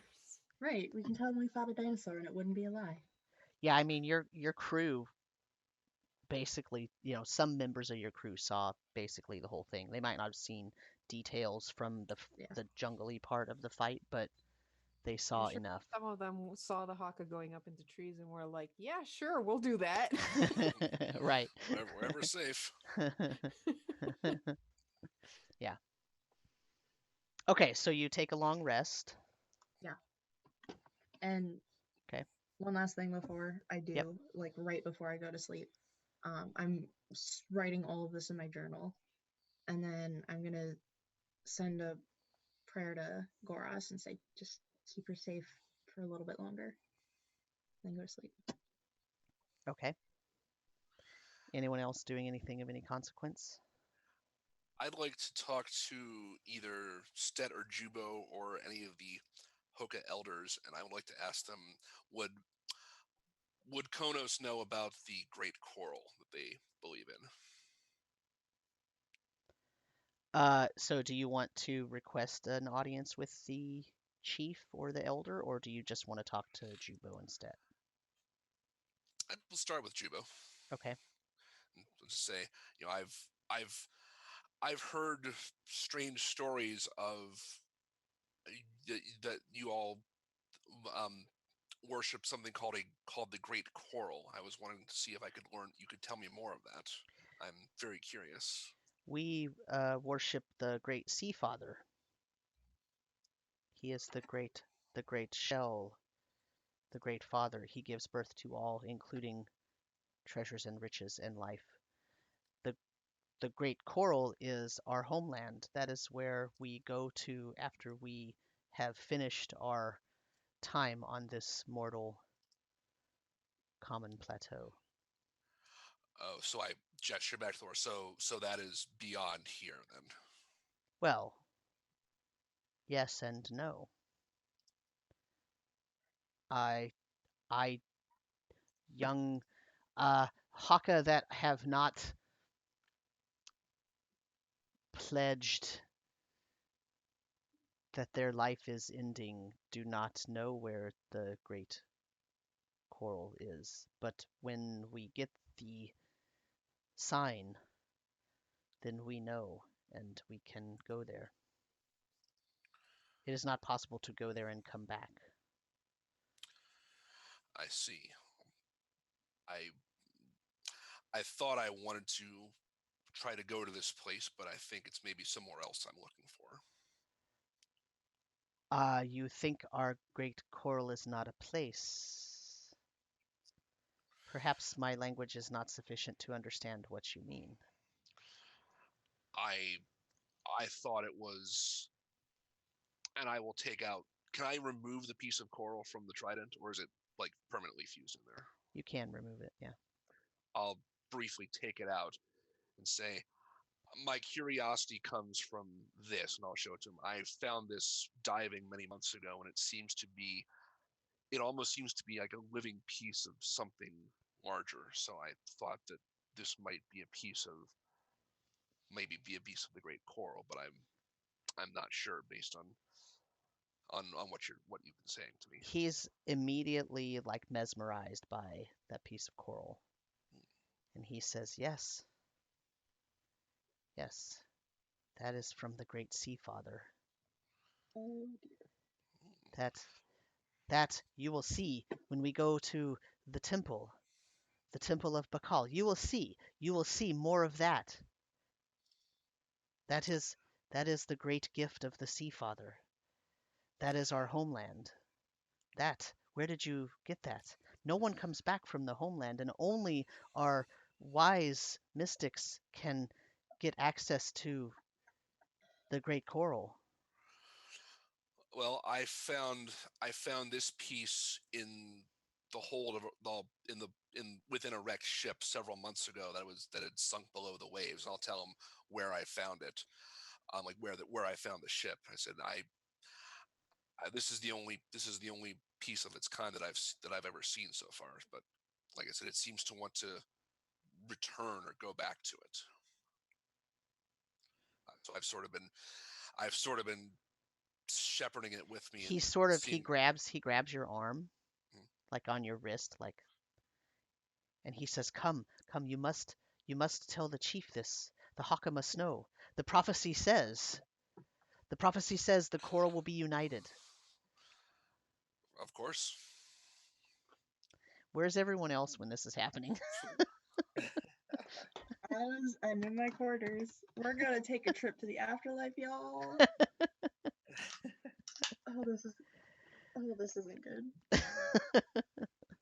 This throws off my plan. Way off course. All right. Way It's off probably course. just winding down for the night and just, you Yeah. know, I bet we're around. I'm probably passed out looking- at this point, quite honestly. Yeah. I took a beating. Axley, are you hanging out with the Hokka, or are you in your Yeah, quarters? I'm gonna get some more Hokka wine and just relax. Okay. Okay. So Konos, do you go with Jubo to the? I do. Okay.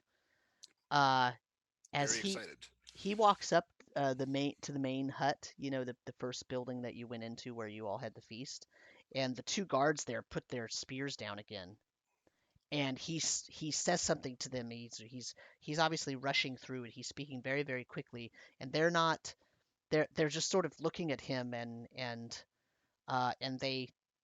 they say something back to him very sort of slowly and almost condescendingly, you can tell. And he's getting more and more agitated and irritated, and his voice is rising more and more as he tries to explain things to them. And go ahead. I was gonna say I'll just kind of hold up the piece of coral, and show it to the two guards and said Jubo has asked me to bring this to your chieftain. May we please pass? Uh, the one guard taps on the door 3 times, and someone comes and answers the door, and they have a little exchange. And then a couple minutes later, the translator comes out. She comes out of a side door and she comes around to the front, and she says, what is this? I am understanding you're bringing a gift to the chief." Well, this Jubo mentioned that the chieftain very interested in seeing this. It's something I've found several months ago, and he told me that I might find answers about it on your island. Um, you wish to speak to the chief right now? If it is not too late, or if it's not a bad time. Come in. And she nods at the guards, and they move their spears and let you into the room. when you enter the room, it's no longer decorated um, like a big feast hall. It's actually it's set up kind of like a house. It has a small space where it's obvious that there's a writing table. There's a sort of a small fire. There's a basin kind of thing set up. There's a little table, um, and there is a part in the corner where there's obviously some crafts being produced, things like that. Um, and a few minutes later, the translator comes out, and the the chief comes out after her. What is this that you would like me to say to the chief? Please tell him that have I have in my possession a piece of coral that I would like to know more about. Jubo said that you would want to see this, and you could perhaps tell me more. And I'll, still holding it in my hand, will kind of show it. Just show Yeah. it to him. Uh, Jubo speaks directly to the chief and says something in Hokka, and the chief. So you could tell the chief is sort of looking at the coral as well, and the translator says something to the chief, and they have a short exchange, and she says, "It does look like a piece of the great coral. We we have access to a small amount of the great coral from our ancestors, and most of it has been used to produce ceremonial items for the temple, but we've lost access to all of them because we haven't been able to get into the temple.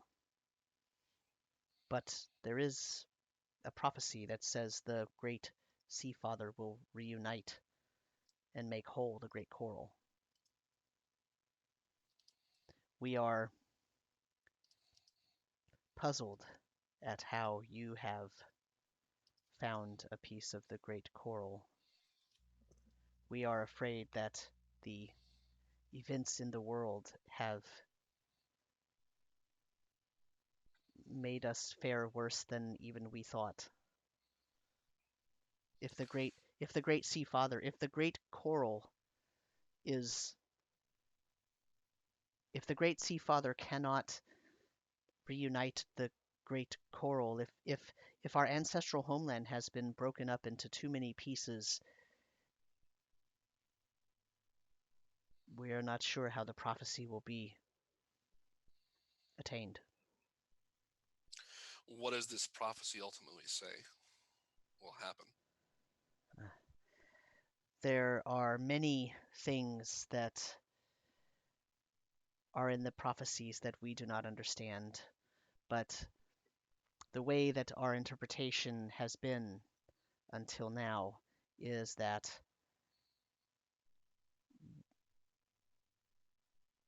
at the time when we have completed our task, the great coral will be complete and we will all go to the great coral.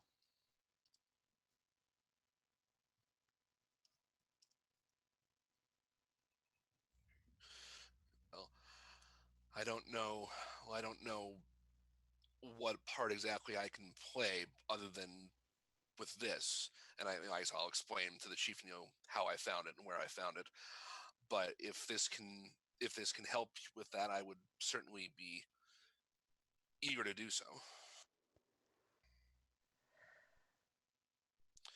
I If this is part of your great coral, because it's essentially, since I found it, I've just been getting a sense that it wants to return home, become part of something larger.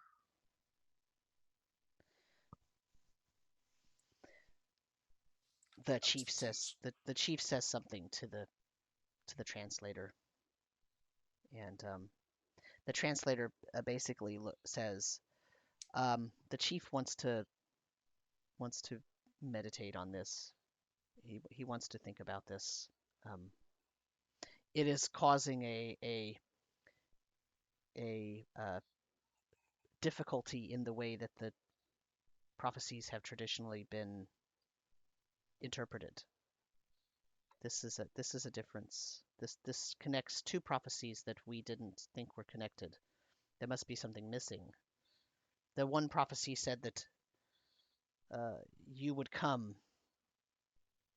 and you would be you would help us with our problems, with our incubation, with our fertility. That this would be solved. But perhaps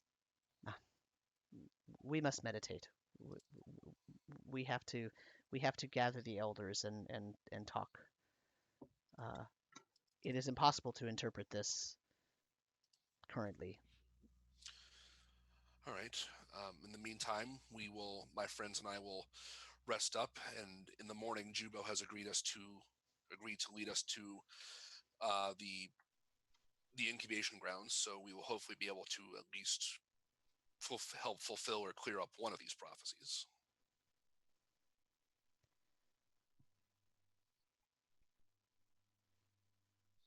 The chief nods. He doesn't really say anything.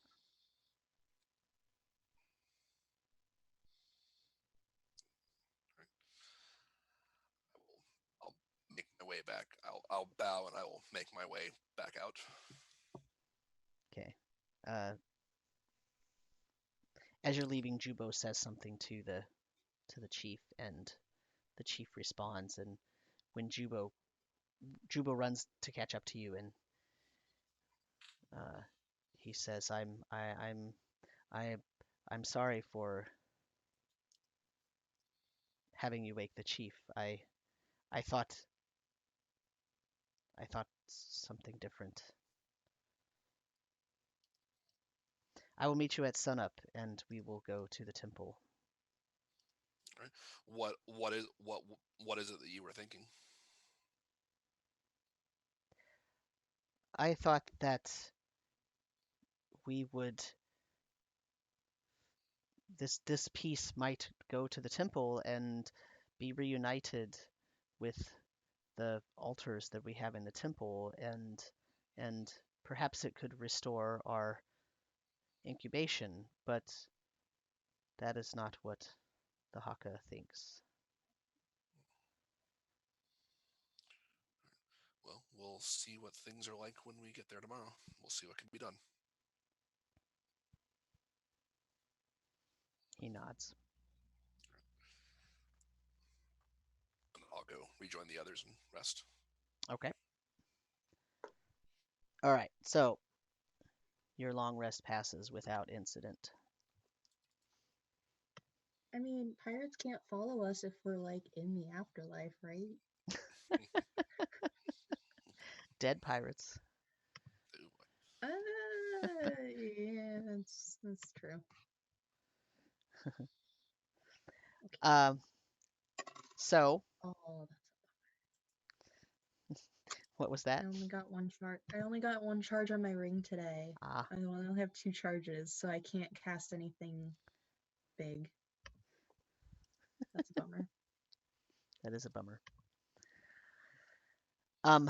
So anything you want to do before you go to the temple?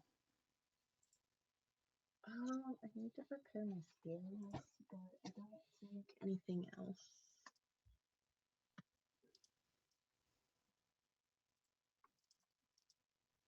We're going directly to the temple, right? Yeah, Jubo said he would guide you to the temple. Okay. So before we set out, I am going to cast Mage Armor on myself. And yeah, I'll cast it on myself. Since it's likely we're going to experience more of these mud things, and the only thing that seemed to really stop them was the ice. Do we still have the ability to bring that to bear? I can't do any ice. I'm limited today.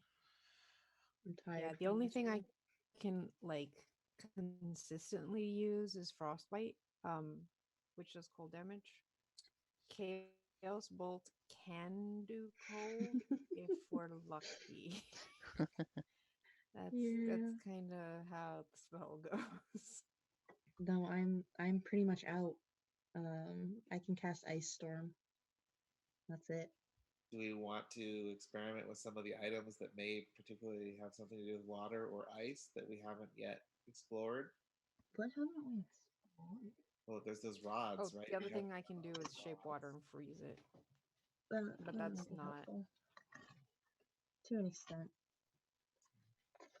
It can at least stop them after they go down. Right. I can't freeze water that has a creature in it. I'm guessing that applies to if the water content is a creature, aka the mud creatures, because they'd still be creatures. So, did we have anything that could do possibly lightning? Well, and doesn't the curiosity still have those switches in it that correspond to the different elements or plateaus? Wasn't there one that was related to water or? Yeah, but I don't think we're going to be able to haul that thing all the way through the jungle to a temple. If you want lightning damage, we have the lightning javelin. I was going to say, I have plenty of lightning damage. I guess I didn't really. I tossed a lot of lightning at them, and it didn't seem to do that much. Right. Well, it took I its had- arm off, remember? Yeah, it took the It arm off, but Did do that. it was not as effective as cold, but definitely more effective than just slashing at it. Because I killed the little piles of mud with thunder damage, not lightning damage. So I guess personally I didn't do. I know Axley threw a thunder wave at it. Which Honestly, is, the other one that I would be tempted to try out, but that would depend on my Chaos Bolt actually rolling that, is fire, because if you fire mud, it'll dry up as well. good.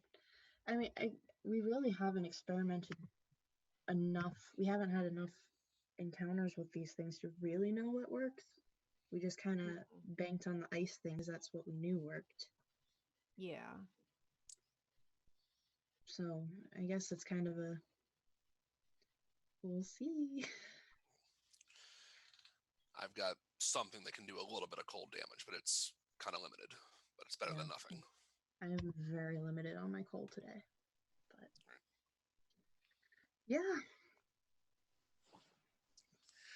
Well, there's that. Remember that we have that small bowl that has waves etched into it. That's magical. We don't know what that does. Mm-hmm. You can always try putting water in it, see what happens. Yeah. What did the bowl look like again? It's got waves on the side. It's dry, but it seems like it had liquid in it. Had liquid in it before. Does that That's look what I like have found. the symbol of Strabon, like the waves, the three? No, waves it's more on like it? stylized It's waves stylized, with a okay. crest. Okay, no worries. And there weren't any like runes or anything on that. It was just the wave symbol. Yep. I mean, I'd absolutely be willing to like grab that, fill it with water, see what happens. Sure. Why not? What could possibly go wrong? Nothing, absolutely nothing. As long as we don't have to cast any spells at it, because we gotta save spell slots for whatever is coming up. Yeah, no. 'Cause Just I fill the guarantee you bowl with water, that's see gonna what be rough. happens. These pirates are gonna catch up to us. I in my mind. I mean, we still have to wait for the ship to be fixed, anyways. True. So Okay. Do we want to fill it up with water like in the village or like go? no. Like on the seashore, on the beach. Yeah, that's what I'm thinking. That's super Just go far to the away seashore. though. That's kind of a long Well, hike. We're going towards the temple, right? Where's the temple located? It's I'll deeper ask. into the jungle. Oh, Yeah. deeper into the jungle. Why don't we I just thought like it was... walk 120 feet from the village? Yeah, and, we'll start heading towards it, and like and then once we're away from the village, we'll try it. nothing can go wrong with this book. Nope. While we're at it, do we want to activate any more of those rods? I was looking at the rods, but I don't think any of them would really help us in the situation, Right. considering what we think they might do. I mean, if it comes down to it and another big thing shows up, I would absolutely try the stop one on I it. would try to stop. Yeah, that's the one I'm most curious about. But yeah, in the meantime, we'll fill the bowl with water and see what happens. Alright. The rods with us then, just so we have them. That's the plan, So I you go down to the ocean to do that? Is that what I heard? No, we're I gonna think we're a head little ways outside towards the village. yeah, we're heading towards the temple, Yeah, Okay. we'll meet up waiting with... till we're like out of sight of the village, so that if anything happens, it's not it doesn't put the village in danger. Okay. We'll meet up with Jubo and like start our trek and then do it. Mm-hmm.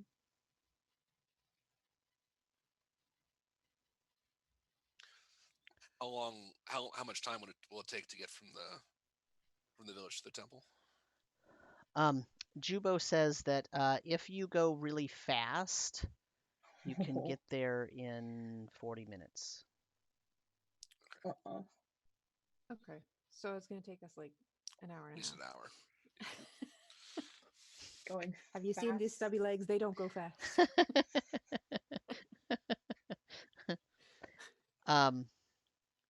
So when you fill that bowl with water, where are you getting the water to fill it with? I always have a water canteen with me, water skin. So it's fresh water, not salt Okay. water. Actually, yeah. I might actually have both because I like having water for my. Could I have like 2 water skins? Sure. Okay, so I'll try it with the salt water first because that's the one I use for my shape water. Okay. So when you fill the bowl with water, as you fill it, the waves that are sort of etched on the inside, they start actually like moving, like they're animated almost. And as you fill it up, a word forms in the bottom of the bowl. And the word no. is servant. Servant. I'm like watching over your shoulder. I'll say So am it out loud. Who said it out loud? I, Or so. I'm holding the bowl with the water. And who said it? I do. Okay. As you finish saying the word, the water comes out of the bowl and it grows as it comes out and it splashes onto the ground, and it's in the form of a big wave with a crest. And it's sitting in front of you. Hey, we got a water servant. That's could be helpful. Wonder what it can do. Tell it to do something. Like what? Pick up that branch. Okay, I'll tell it to go pick up the branch. It sort of flows over to wherever the branch was that was on the ground, and it flows the branch up into the middle of it, and now the branch is floating. Huh. Fascinating. How long do you think it stays up? I have no idea. I guess we're gonna find out. We'll have it accompany us to the. We're all still like a half an hour away from the temple. Tell it to carry Axley. Hey,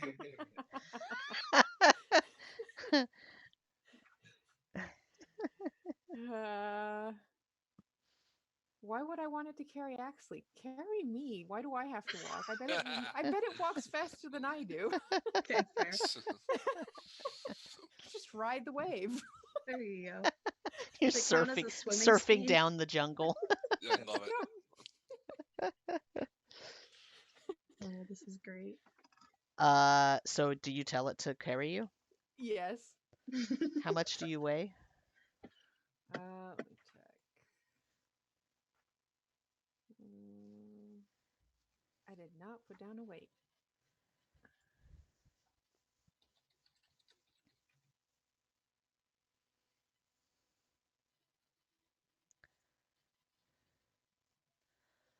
Um, Okay, so the average is about 75 pounds. So I'm on the smaller side, so probably around 70 pounds. it could probably hold you up if you sat on the top of it. Cool. I'll do that. Okay. Marcel is now sitting on top of the wave. What's Juvo doing? Just Uh, watching the shenanigans. As you're sitting on top of this wave, you start hearing that sound, when you sheath the sword and it goes shing. You keep hearing that. Almost like the sword is like popping out of the sheath a little bit and then closing again to make that noise. What the heck? Jubo is like he's just I'm looking from one to the other of you, and he doesn't know what to say. Like he's just watching. And yeah, he has like a frozen half smile on his face. Like, He's just is this good or not? he doesn't understand what's going on. At least we're amusing. Since it seems to be doing that, I'm gonna just like unsheath the sword, point it forward, and go onward, my steed. Tally-o. The wave is moving pretty fast, actually. I'm jogging Oh, right keep up, behind keep up. it. Jubo has to run to catch up now and lead you forward. Oh my god. You said we had to go fast, right? Faster, faster, must go faster. Oh my god. Otto is quite perplexed by this as well. He's very active now suddenly in his. You should plop him inside the servant, the No, wave. put him on your head. What do you say? Wear him as a hat again. What do you say? Want to go for a swim? I'll scoop him out and kind of, I guess, set him either within or on top of the flowing wave here. Which one? The one that Marcel is riding on. No, I mean, do you put him on top or do you put him inside? Oh, inside. Okay. You sort of put him as you're getting close. He just jumps into it, and he's now swimming. He's like doing a little swimming octopus ballet, like in the water. Now, one thing I forgot about the sword is that it shines. Yes. So we have a shining sword going forward. Cool. Yes. Not attractive at all.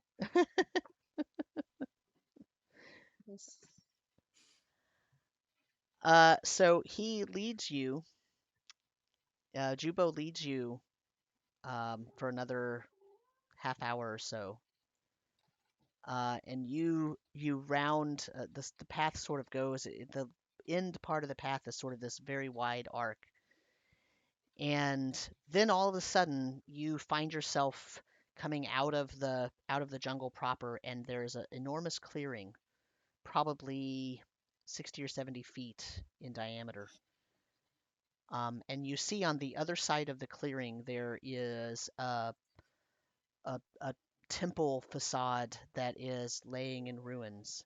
There are huge clay stone pillars laying on the ground. There's large divots in the earth where trees were uprooted. There's pieces of walls and roof that are scattered across the clearing in front of you. There are some enormous clay stone bricks piled in different piles around this area. There's rubble all over, and the rubble is not real stone. It's this interesting clay stone sort of amalgamation that the Hokka used, and you saw that they used that for for their sort of fire pits, and for some of their cooking pots were made of this odd clay stone material.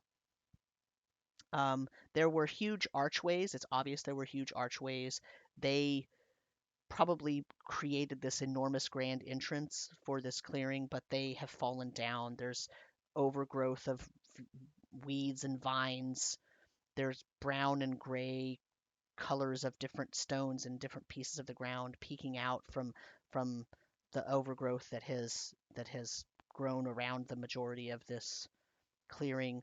There are, large puddles of muddy water that are dotting different areas around the clearing. You see large cracks in the entrance to the temple. It's missing chunks of walls. The eaves on some of the buildings are just crumbling down, so the roofs are sagging. The main building is basically rectangular with two rectangular sort of wings. Look, not wings like bird wings, but just like the wings of a building. So there's a very large center structure that's rectangular, and then coming off of that are two smaller rectangular sections jutting out to the east and the west. And in front of the main entrance to the main building, there is a large statue that is standing in the middle of what looks like a big fountain. There's double doors leading into the building. The fountain looks like it doesn't have any water in it, but the the uh, the statue is a Hokka, and it has its arms outstretched, sort of in almost like a beckoning, like come one, come all, like this is the temple of fertility, right? So it's a temple of birth, it's a temple of life, but the face of the statue is like not a benevolent gazing down, like come to the temple and have fertility and new life and birth. It's twisted into a sort of half grimace. The teeth are larger than the Hokka that you've seen have, and they're sort of jutting out from the bottoms. Um, the skin of the Hokka in the statue is wrinkled and scarred and pockmarked, and there are several stubby horns growing out from the forehead, almost circling the brows. There's also some horns growing from the neck and from the top of the head. Little short stubby horns, but horns nonetheless. And there is a long tail coming out of this Hokka, and it's wrapping around the legs, and it ends in a huge spike. And that is not something that you see in the living Hokka that you have met. You don't see huge horns or spikes or anything like that. Taking a look at the statue with these differences on it, does it look like it's something that does this look like this is the way the statue was naturally made, or does it look like it's been defaced somehow with these Um, changes? right now, you're 60 feet across the clearing from it, so you might have to get closer if you want to look for those kinds of details. Okay. Yeah, I'll move closer, and as I go, I'm going to cast Armor of Agathis on myself. Okay. I'm doing a visual sweep and Okay. audio sweep. Okay. I'm gonna roll a perception check. I would love to. That's not good. That's a 7. You hear what sounds like someone weeping next to you. Next to me? Yeah. If you turn, you see Jubo, and he's visibly like he has tears coming out of his eyes.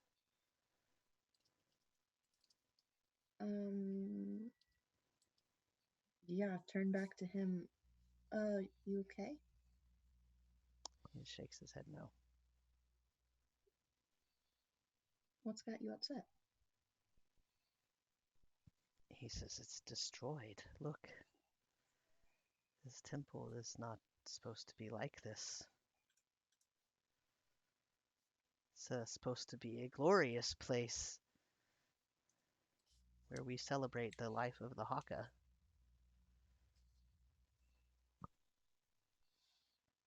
Do we see anything moving or any traces of mud?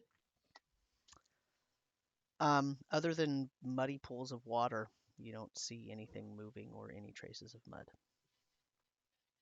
Do you think, is this the work of those creatures that we encountered before? He says, I don't think they could do that, and he points at the statue. So that wasn't that way beforehand. When's the last time you were here? Me personally, it's been a while, but every week we try to come and see if we can enter the temple again, and we've been rebuffed by creatures regularly. I have not been myself in 2 months. They didn't tell me it was this bad. So It 2 months ago, this wasn't like this? The temple was old, but the statue was normal and the arches were up. It wasn't this destroyed. So whatever's happening in there is getting worse very quickly suddenly. I fear. What about the attacks of the mud people? Are those happening more often? No, I don't think so. Okay. Well, it looks like we're going to have to enter the temple to see what's going on in there.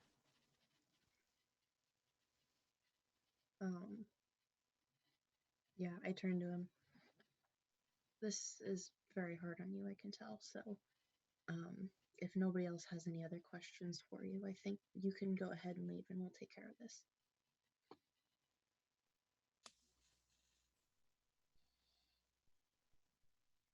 Okay. You may want to wait a safe distance away. That way you can report back for whatever happens.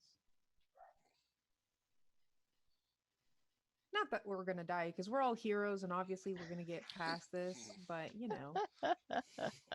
I'm gonna walk to the statue and kind of investigate the statue. I want to see if this is carved, if it's like molded, or if it's mud that looks like stone. Yeah, now that I'm closer up, I might be able to tell any better about like just the construction of it. Although we sort of got our answers from Jubo. Um, I mean, it's pretty obvious that the statue has been broken off of the pedestal. It's now set back on there, but there's a big crack where it was broken off and Okay. presumably taken down, and something was done to it, and now it has. But it's well done. I mean, you can't see, where the horns are coming out and whatnot. You don't see any sort of like, it's not like someone took like a Greek marble statue and then put like clay horns and fired them and painted them. Like, it's not that obvious. Right. But Konos, you're next to me? Yeah, I'm by Amron. Yeah. I feel like something very elemental is at work. Something that shapes mud, something that shapes stone, something that has to do with the earth. Well then, yeah, there's definitely something causing all sorts of change within just the area and the ground here. I think it's a good thing we have that living wave with us, and nothing else. Is there anything in the bottom of the fountain or in the basin? Nope. What if I'm curious what would happen if I'm kind of curious what would happen if the basin was refilled. I can do that. You tell the wave to move into and fill the basin.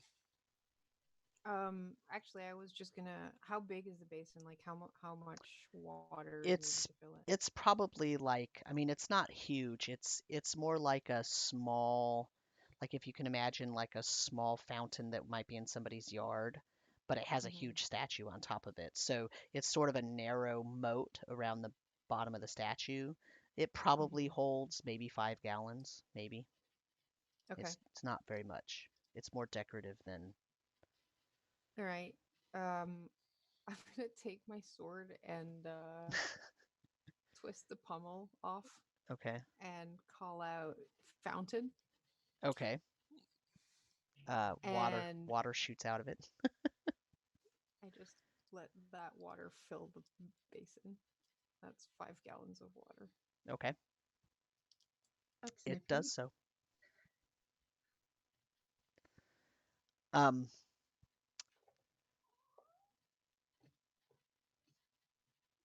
nothing really happens. I mean, I'll make it fresh water just Yeah. for the sake of okay. we have fresh water there now. It's sort of flowing around because you just filled it. And you can see that it's like there were mud stains and other kinds of material on the inside of the thing that are now sort of being washed off the sides of it, but it's really just congealing Just into, liquid. you know, fluidy Hmm. stuff now. Once that's done and I sheath the sword with a shing, I'm gonna I'm gonna grab my emptied out water skin, the one I used for the wave, and Okay. refill that just so that I have both of those filled. Okay. And then Okay. well, nothing magical, but at least there's some fresh water if anyone wants. Well, I look at the mud and like, it was fresh water. You gotta Sure. let it settle a bit. Yeah. Boil order in effect.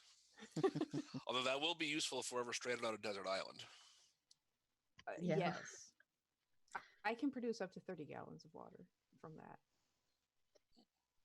That's So pretty good. if we need to wash mud off of something, and the wave doesn't do it, then Axley, what are you doing? Um, I'm just looking at the temple, just surveying the damage. And obviously, it's in a ruined state. Is there any evidence of mud splashes everywhere? It looks like mud was responsible for tearing the bricks. Apart. Um, so the main building is in better shape than the two sort of wings that come off of it. There's actually a hole in the eastern building that in the wall that's big enough for, like a dwarf to fit through. Um, and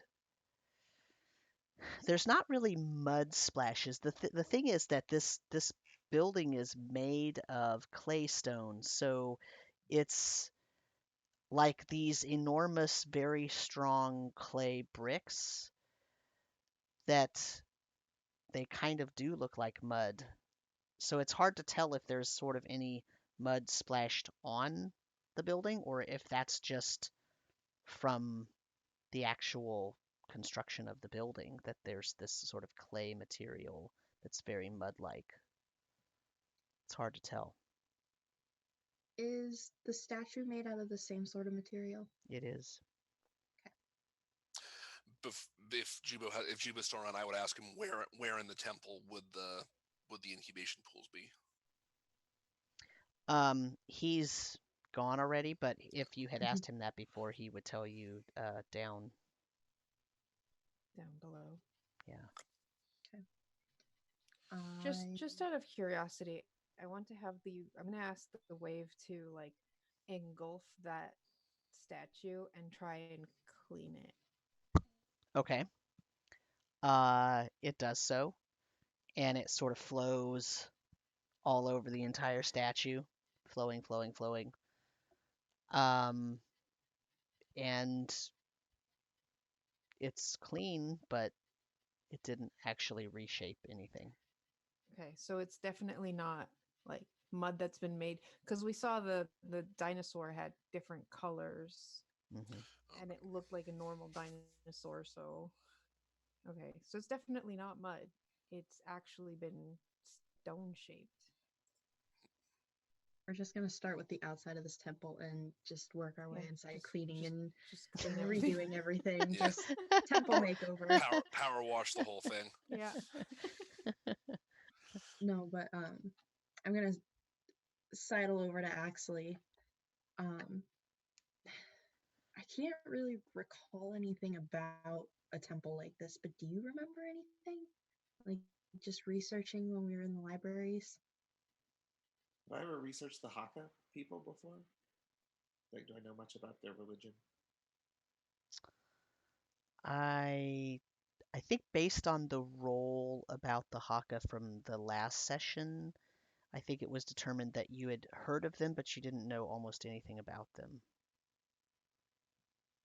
We didn't exactly ask them how mud figures into their breeding, No.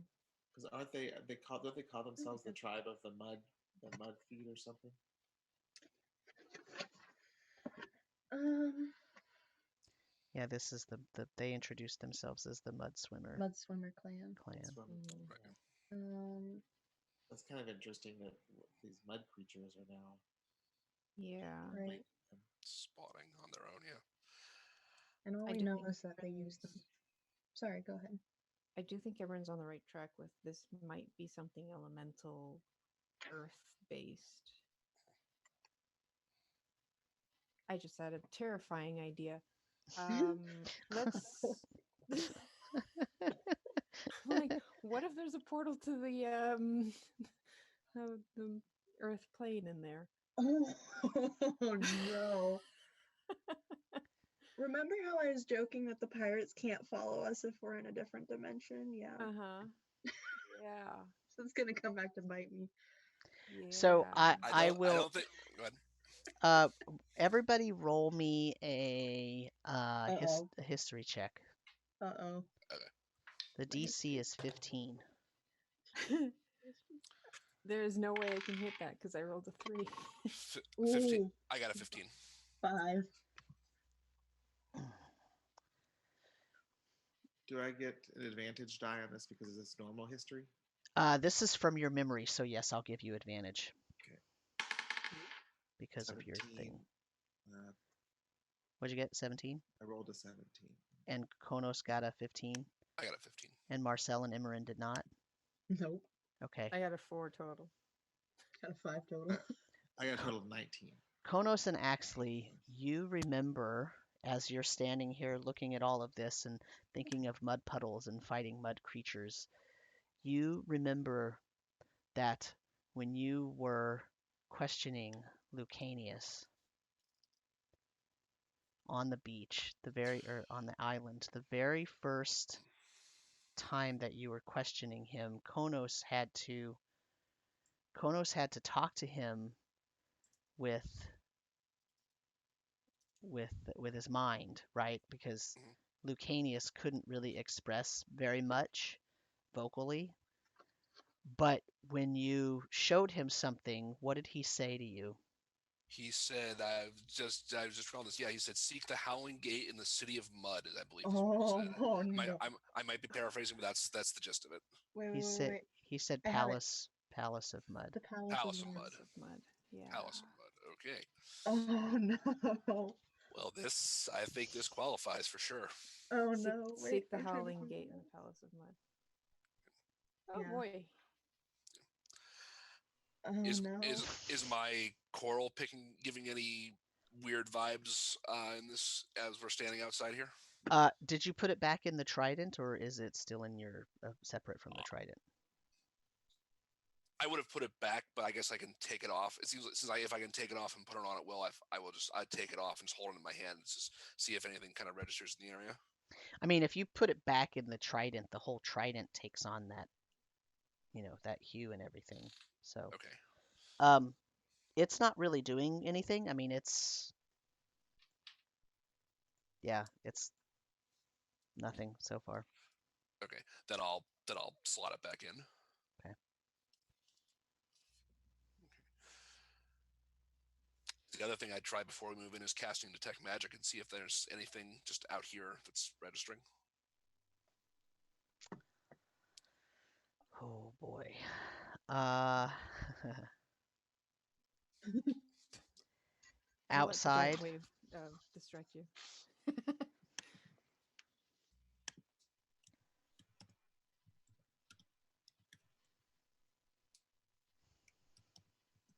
God, we all probably ping really magical now. Oh yeah, yeah. Yeah. We're all just Um, Christmas trees at this point. Yep. outside, other than all of your companions, you don't really get any sense of anything. Well, if regardless of anything else, the outside area seems clear of anything that could be immediately harmful. Also, now you got me going through all of my old notes. The writing we found on the wall in the like trap door on that island, um, there's like different elements to it. Through the brimstone, through the fire, through the glacier, through the ice, through the dirt, and through the stone. And then through the still and through the gale. So this is probably through the dirt and through the stone. I also like really tried to figure this thing out. Oh, I nice. like color coded it and everything. I found a couple things, but nothing really important. Cool. You had me obsessed on that for probably a good 4 weeks. But okay. Yeah, I'm gonna start walking towards the entrance. Yeah. Same. I'm gonna have the wave precede us in. Oh, that's smart. How big is the wave? Like, It's probably 6 feet tall. okay. So it's like a medium creature. Yeah. Okay. Yeah. So I'll have it go in first. Just lead the way. And Okay. we'll follow behind it. Um, it seems to open the doors pretty easily. The double doors that are in the front, they swing open as the servant walks through. Great. But the doors Just open automatically. No, I oh, mean it pushes them Oh, open, but pushes them. The it wave. doesn't seem that that the doors offered really any resistance. Okay. I'm keeping a sharp eye on anything that makes a noise, anything that moves. And I have one hand on my mace, one hand on my pendant. So there's a 10-foot wide walkway that leads you into a large rectangular room. There are 4 massive pillars, floor to ceiling, and they're carved with Hokka faces. They're supporting the entire ceiling. There is a rectangular dais on the far side of the room in front of a heavy curtain. The curtain hangs across the entire length of the south wall, and it's in alternating strips of blue and purple. There is a coral altar on top of the dais, and it's decorated with symbols similar to sort of what you saw on the Hokka chieftain. Remember, he had sort of what I likened to like henna tattoo kind of things on him, on his skin, and it was a lot of Hokka words and sayings and different things. There are wall sconces holding torches set into the north, east, and west walls. They're 6 feet apart. Every other one is lit, giving the room a bright glow. In between the sconces on the east and west walls are tapestries that are obviously very old and worn, and they have, the edges are sort of moth-eaten and whatnot. But it shows scenes of Hokka living their lives, playing music on the beach, painting, hunting, hosting great feasts. And then there's also scenes showing them depositing their eggs into large basins full of a very viscous fluid. And there are doors that you can see in between the tapestries, one on the east wall and one on the west wall, presumably leading to those wings of the building that you saw from the outside.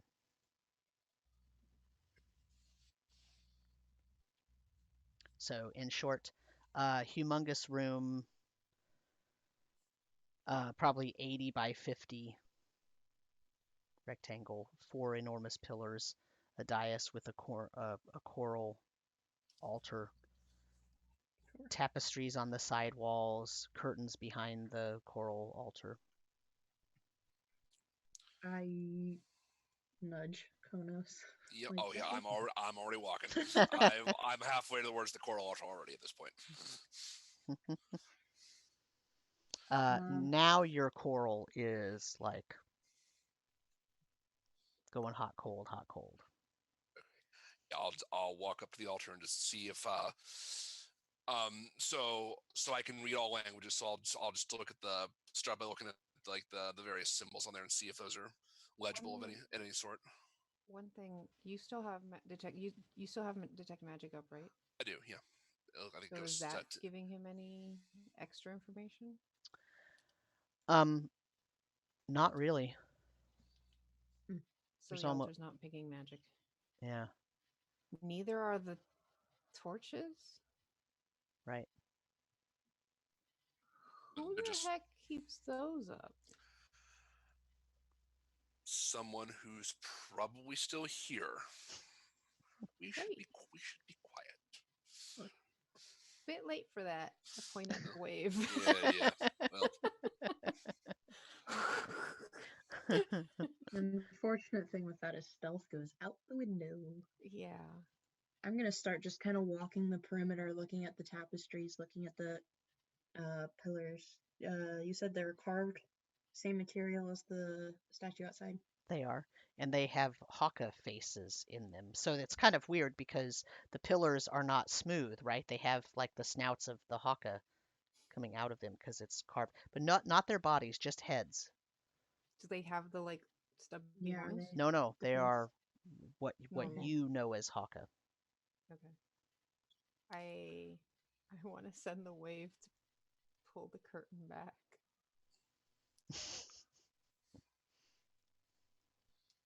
the one behind the altar or just the one of the tapestries? Yeah, behind the altar. Okay. If anything's hiding behind there, I want to know.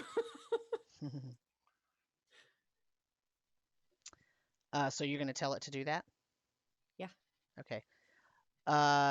It goes and it pulls the curtains. It goes in the middle, right behind the altar, and it tries to pull the curtains to the side. It's having trouble because the curtains are hung on individual rods. Like there's like 5 feet, 5 or 6 feet on individual rods. That's how they got it to be purple and blue because it's different curtains. So it's a bunch of little curtains. Right, but as little he ones, but as the servant pulls them aside, you see there is writing on the wall behind, Huh. but it's having a hard time like getting the curtain to Yeah. because it flows and it sort of loses its grip, kind of, in a I'm gonna manner go of help speaking. it pull them back. Okay, so Yeah. you also can't pull them all the way over, but you can kind of move them to the side, and you can Okay. see the writing. Do I recognize the language? You recognize it as primordial, and you think, some of the words as well. You've seen this before. Oh, I was going to no. say, does this remind us of what we saw in the other temple? Oh no. I did write it all down. Can I open my journal and like look and compare? Yep, Same thing. yep, Exactly. What I the literally same? just showed everyone. exactly the It's gonna same. drive Oh me boy. nuts for another 4 weeks. Oh boy. Oh no. This is a random coincidence. as they're all Yeah. Are we, Super are random. we cursed or blessed? Do I? probably a little both. While they're pushing back the curtains, I'm setting the trident down on the altar. As you set it down, you hear, "You're not going to leave me here, are you?" No, just checking something. Well, pick me up again. This is not where I want to be left. I'll pick the trident up and just ask it. So out of curiosity, when I set the piece of coral into you, does that do anything or no? What do you mean, do anything? Well, and I'll Makes me pop. feel good. Okay. But if I were to pop it off for a second, and I do so, How about now? Well, now I don't feel as good. Okay, I'll put it back in just a moment, and I'll set the coral on the altar. I don't like where this is going. I love it. Uh, Trial by water here. nothing Right. happens. Oh, nothing happens. Okay. Chunk. Ah. As I'm searching through these words, am I seeing any of those House of Adram symbols anywhere? Nope, just words. Just words. This is the true path, the one true way, 6174, through the brimstone, through the fire, 1358, that whole thing. Does the altar look like it has any kind of drawers or anything that could be opened in it? Or is it just like a solid piece of coral? It is a solid piece of coral. I mean, it's coral, so it has, nooks and crannies, but none of them. It's not built into a traditional like solid piece. You could see the nooks and crannies. It looks more like they took the coral out of the ocean and set it there, and it is a perfect shape for an altar. Okay. They Can didn't I they didn't can, manufacture anything into it, in other words. can I look for any like hidden doors or anything behind the altar? Sure. You want to roll Would me that be investigate? investigation? Okay. Oh boy, I've been rolling so high today. Investigation. That's an 11. The only doors that you find in the room are the ones that lead to the east and the west, to the other wings. Okay. I have an idea. I need to check something first.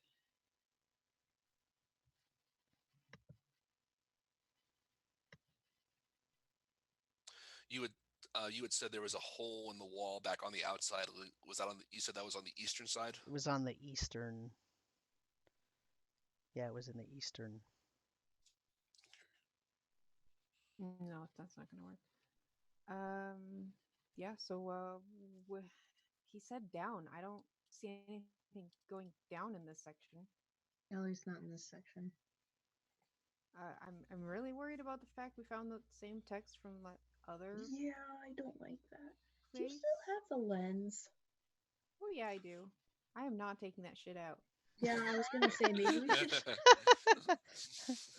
I don't want to give those cultists the ability to look where we are right now, because that would be really bad. Yeah, I was gonna say make sure that's like super attached to you and like protected. Yeah, I had this like one thought of like, I wonder what happens if I put that on the altar. Nothing good. No. Nothing good. Okay, we need to find a way down, I guess. So we need to pick a door. Yep. One of those doors leads to the basement. Half of us go one way, half of us go the other way. No. That always works No, super we should well. stay together now. My thought is east, just because that's where the hole in the wall was. I'm Okay, good with that. sure. We'll try the east door. Does the door have like a handle? Is it just like a slab that you like push open, or? No, it has a handle. Okay. I'll ask the wave to open it for us. Yeah. Okay. And take a couple steps back.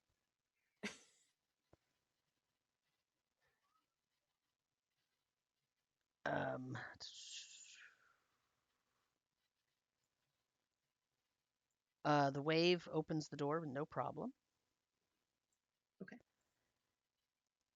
And reveals a 20-foot hallway that then opens into a 30 by 40-foot rectangular room. There are two long wooden tables, excuse me, 2 long wooden tables and several chairs and benches. You could tell that the wood in this room is really old and damp and rotted through in some places. Um, as you noticed from outside, there's a gaping hole in the eastern wall. Sure. It's in the northeast corner of the room. Um, there's a large rug on the floor, but other than that, seems pretty. Does it, All does it right. look? Does it look like there's any muddy footprints around on the floor in here? Nope. Okay. Is All right. the rug kind of eaten away at, or is it pretty pristine? Yeah, I mean, it looks old, About Okay. as old as everything else in this room. Okay. pretty much, yeah. I'm gonna ask the wave to roll up the rug. Okay. The I'm gonna wave start tracing the walls. Sorry. tracing them. Just seeing if I can find any writing. Oh, okay. Um, the wave rolls up the rug and reveals a small trapdoor on the floor along the south wall. Was either that or the rug was gonna try eating the wave, but I like this. I like this option better. That's Yeah. what I was worried about. That's why I was asking, is it like Not that I've ever had bad experiences before, because I'm usually the DM, but Hey, you're the one using those Right. things. yeah, rug and smothering are so much fun. Especially when everyone in the party's like, "Oh my god, does it fly?" And I'm like, no? "No." Stand on it and find out. Right about the time that the servant finishes rolling up the rug, it sort of loses its form and dissipates down, and then jumps back into the bowl. Was that about an hour? Yeah. Okay, good to know. All right. Well, that's the end of that servant. But hey, we found a way down. Yeah. Do we want to check the western side first? Do we risk running into something before we even begin our trek downwards? Is my question. Would you prefer it to sneak up behind us? Valid. Do you think it knows we're here? If there is Probably. something? We haven't exactly been stealthy, and I remember last time we went into a trapdoor, when we got out, there was a That's when, huge crab that's waiting when for we ran us. into trouble. Yeah. Yeah. Yeah. When, Experience has told me the problem isn't in the trapdoor, the problem is behind the when we Okay. get out. or what's Yeah, waiting for us maybe when we we come out. should. Yeah. When so the tapestries were showing the Hokka putting eggs in, you said like some kind of vessels. Mhm. Was that the tapestry on the east wall or the west wall? East. Okay. So Okay. this is probably actually what That's we're smart. looking for. Yeah. And what Yeah. was on the west side? That was the feast and Mm. the like painting, and there was like painting and craft work and Yeah. that Okay. kind of stuff. Did I find anything on the walls? Nope. Okay. Up to you guys. If you want to run back and see what's in the other side, we can. But I mean, I think we should, while nothing has happened yet, just Might to as well. Yeah. see Yeah. what's there. Might as well Right. take a look. Yeah. Yeah. Actually, what say you? It doesn't make sense that if this is their grand breeding chamber, that's the whole point of the temple. It's hidden in a tiny trapdoor underneath a table and a rug. It doesn't That's a make really good point. Yeah. grand entrance. Yeah, let's look Mm. what's in the other wing. Okay. I mean, it as we're walking, I'll just say it kind of makes sense that it would be hidden just because, like, they would need protection. This is probably what they were trying to hide it from, is from people who do mean harm. I mean, yeah, my first reaction was that, and then I'm like, then why put a bunch of tapestries showing what you're doing with the eggs? Um, True. but I mean, the room itself had a bunch of just benches and tables, which I could see them using for like feasts Right. and stuff. So, well, let's see what's on the other Yeah. side. All right. We can go back to the west door. Okay. Someone else is gonna have to open it now. Who's gonna open it? I got trampled on by a dinosaur, so nose goes. I'll open it. Okay. This The doesn't, go ahead. this doesn't, if this, as an important place like this, with they come and go all the time, this doesn't strike me as the place would necessarily be trapped, so I'll just try to open the door. The door opens just fine, and it opens into a 20-foot long hallway, just very similar to what was on the other side. And it leads to a room that is almost exactly the same size as the one on the other side. And this one has a large woolen rug in the middle of the room. There's a rack with a bunch of wooden dowels in it, probably 5 or 6 feet long, on the western wall. And there are 3 large barrels in the southwest corner and 2 medium-sized barrels in the southeast corner. And otherwise, the room is empty. You gotta check underneath the rug now. Who wants to give me a hand with this? Yeah, let's grab those dowels and push it back. Good idea. Tough shot. Right, yeah, I'll grab a dowel and just kind of use it to slide the rug Okay. off a ways. The dowel's pretty rotten and kind of gross, actually. It's a little bit moldy. But you can move the rug around, and it doesn't appear that there's anything under it. Are the barrels carved out of stone or made out of wood? Or They are wooden. open or closed? The 3 large ones, 2 of them are open and one of them is, 2 of them are closed and one of them is open, and the medium ones are both closed. Okay. I'll take a look and see what's in the open one. Okay.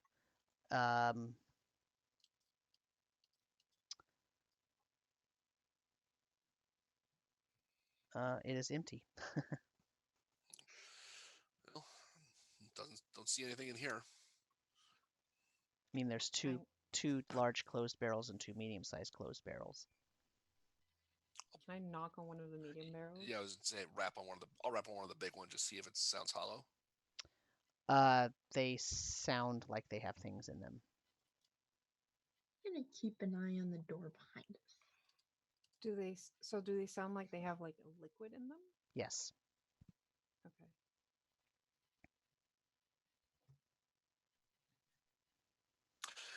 Anything that indicate these might be like kegs of wine or something like that? They're pretty nondescript. There's not even a spigot on them.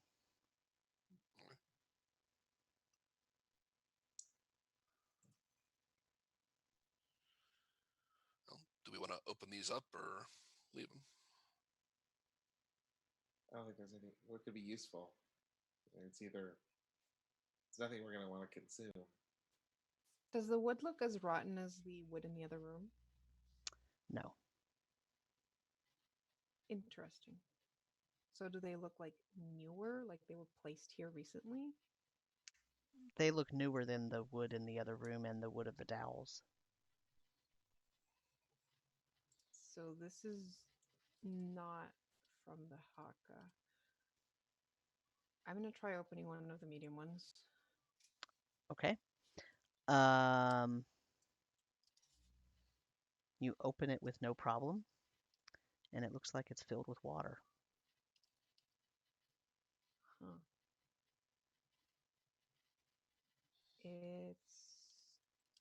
I'm gonna I'm gonna dip my finger in and see if it's fresh water or salt water.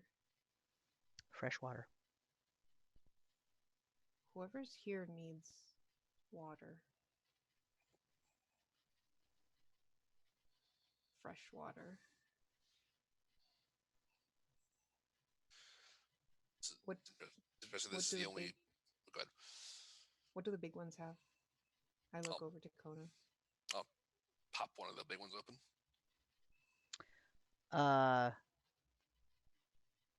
Let me see. Just say this is the only trace we've seen about someone else actually being in here. One of them is filled with wine. This one's got wine. I don't think creatures need wine. Yeah. Do you think we're gonna run into more of those cultists here? I hope not, but They're if probably they're just using magic to control these mud creatures. actually, I might have a way to find out. I'm going to just kind of tug and straighten the rope. If you give me 5 minutes, I might be able to find maybe just get a perspective on where the. Well, are we interested in the cultists or the person we saw in that odd lab in the last temple when we had that when we were using the lens? I don't think he's gonna be anywhere near here. He looked like he was in some kind of fancy lab. This is probably another cult area. Okay, then since we really haven't met anybody from that particular cult, I'm not going to. I'm not going to do what I was thinking about doing. Yeah, I don't think seeing them again is going to help us.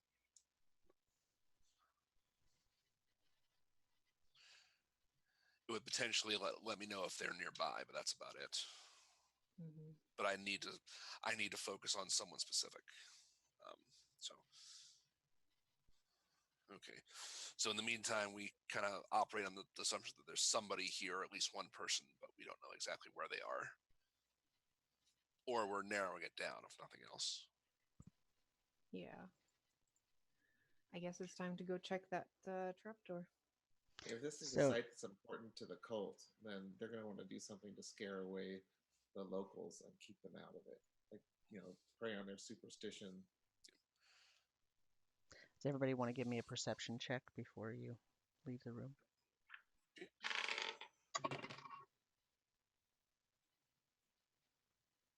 17. Marcel's on edge. 21. Five. 9.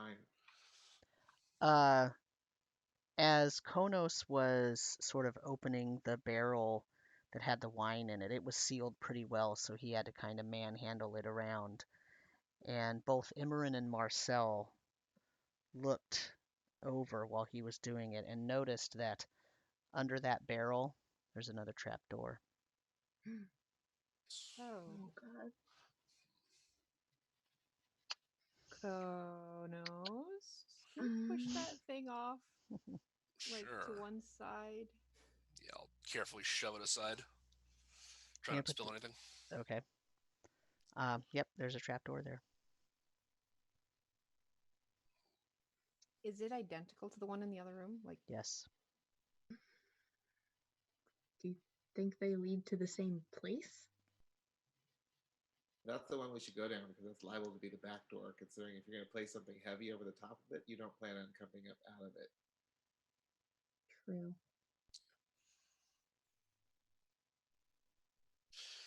Yeah, I still think east side is where we need to go.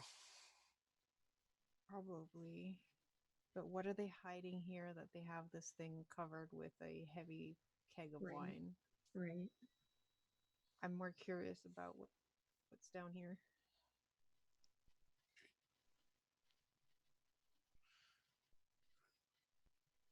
I think we should check it out. Captain, by your Maybe leave, we and I'll.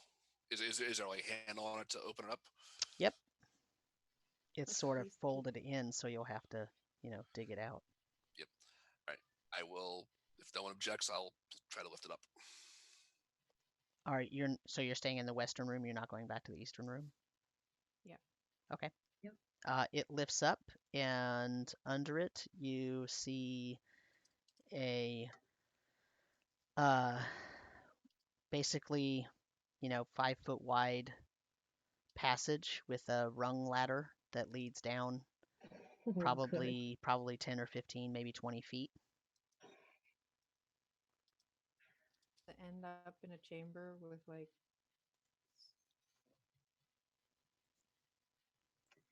Do I any hear lights coming from it? Nope. No any lights. sound? Nope. Cool. Go down. I will send a dancing light forward to illuminate the Okay. end. You see that the ring ladder goes down probably 20 feet, and there is a landing, and then there's stairs down facing diagonally at like a 45-degree angle, leading back What towards direction? the direction of like where the main building would have been. Okay.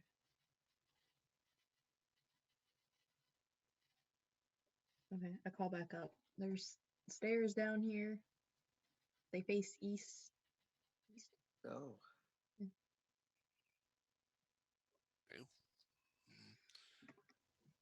I'll follow you down. I can um lights, torch size lights. They shed dim light in a 10-foot radius. So I'll send one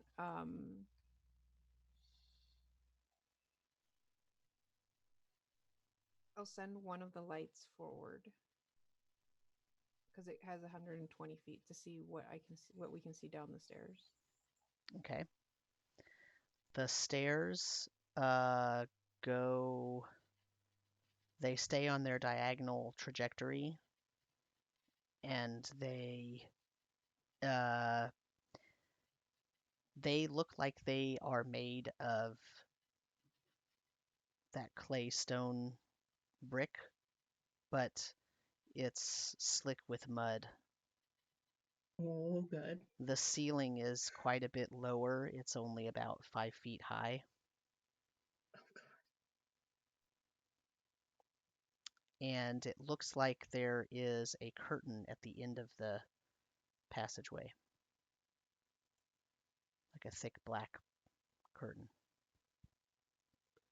Definitely the backside, probably. I was gonna say, why would the ceiling be so low if the Hokka people are so tall? That's a good question. Does this chamber look like it was constructed at the same time as the building above us? You want to Like the tunnel roll? and stairs? You want to roll me a history check? Can I partake? Sure. Good, because I rolled a 5. 13? It's really hard to tell because this passageway is so slick and dim and narrow. I mean, like you already pointed out, you're already thinking that this doesn't seem like the passageway to get to an incubation site where they're going to celebrate the birth of the clan. Right. Mm-hmm. We But it also doesn't feel newer or older. It just feels different. we also saw that hole that was probably about the same size. On the east. The hole. In the wall. Yeah.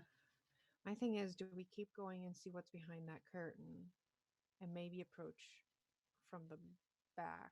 They won't necessarily be expecting us if it does go to the same chamber.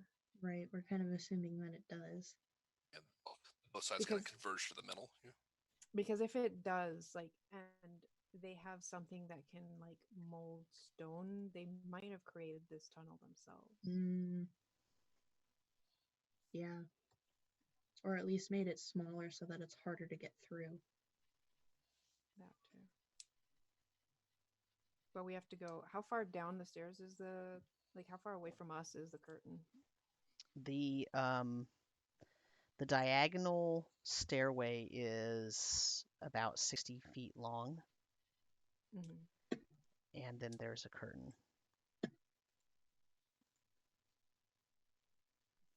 Yeah, I can't put the dancing light through the curtain, I think. But yeah, I kind of feel like we should keep going and see what's behind the curtain. I think so too. I also think it might be in our best bet. We're still far back and trying to be quiet as we speak, but maybe someone stealthy might want to peek around the corner before the rest of us just go bumbling down noisily. This might be a good time to be invisible as well. Yeah, All right, I can go check it out. I know I can. Konos I can. I don't know if you want the light or not. Do you have? Can you see in the dark? No, I can't. Okay. Well, it's 10 feet of dim light, so it's not exactly a flashlight. So I could keep it at the curtain so you have some light when you peek through behind it. Can you make any light, Konos? Best I can really do is prestidigitation. I can cast light on you, but that obviously gives your location away. Yeah. And my weapon gives off light, but it's super bright. Yeah, I would say go with the dancing light. If you need to move forward, I can move it another 60 feet past the curtain still without moving forward. Okay, I'm gonna cast invisibility then. I'm Okay. gonna, before he, like 2 seconds before that, I'm gonna pull out that little crumpled piece of paper again and cast that same spell, the Shield of Faith, so you have +2 to your AC. Okay. Thank you. Because I'm concerned.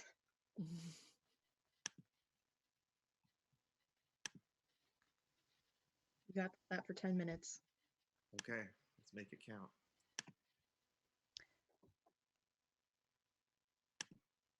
Okay, you want to roll me a stealth check, Axley? Okay. Would that have advantage because he's invisible? This is about the noise, not the visual. Oh, crap. Stealth is that would be 25. Okay. Okay. Um, So I'm going to assume you pull back the curtain and then go look to see what is in there. Okay, so I'm going to read you the whole description, all right? So you pull back the curtain, and there's a 20-foot long passageway that opens into a wider room.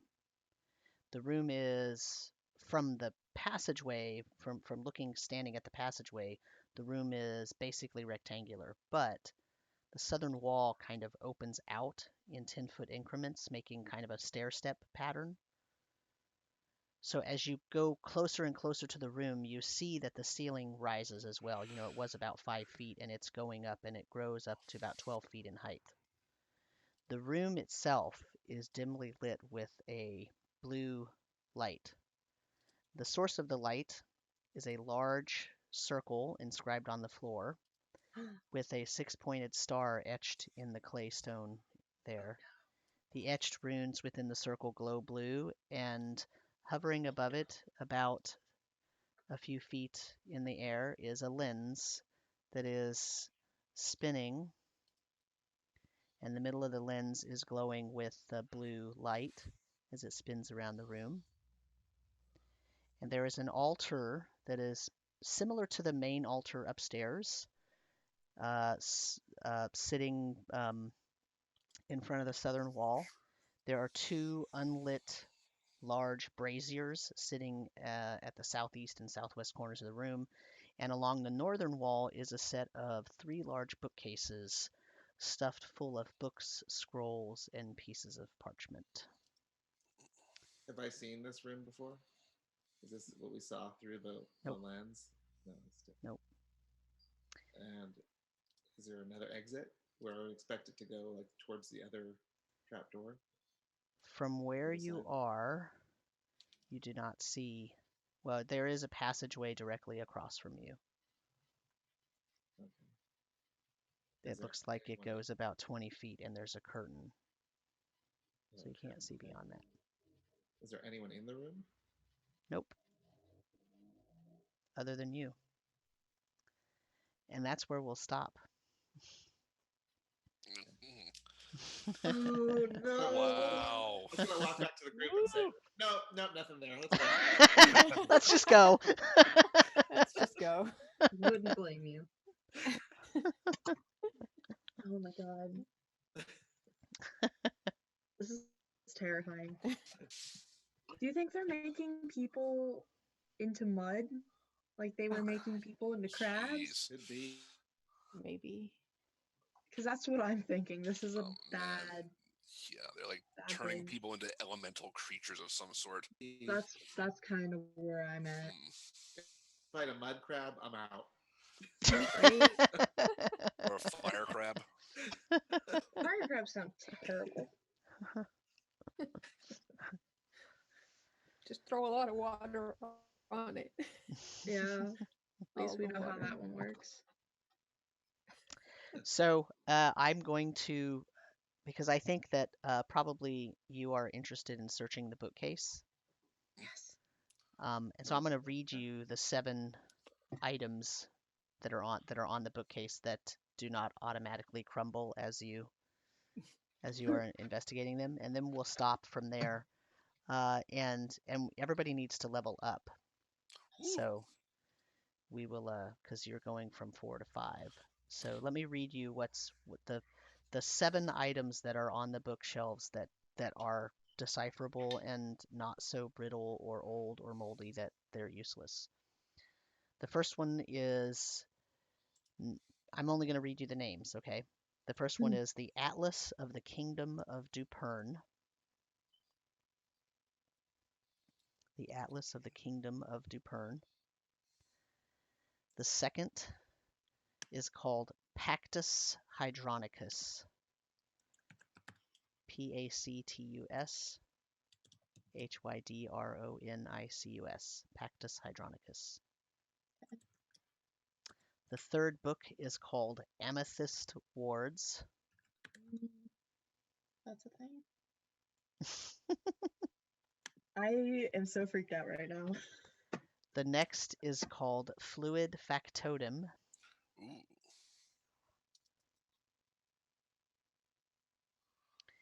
The next is a scroll written in the primordial language,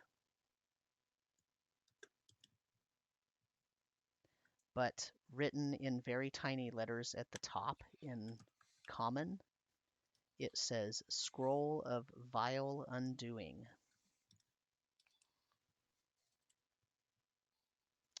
There are 2 other scrolls there. One is the scroll with a flesh to mud scroll, flesh to mud spell. I don't like it. The next is, I lied, I said there were 7 things, there's 9. The next is a scroll of mud shape. Yep. And then the last 2 are books. One of them is called The History of the Green Bloods. And one of them is named Herbs and Tonics of Calrot.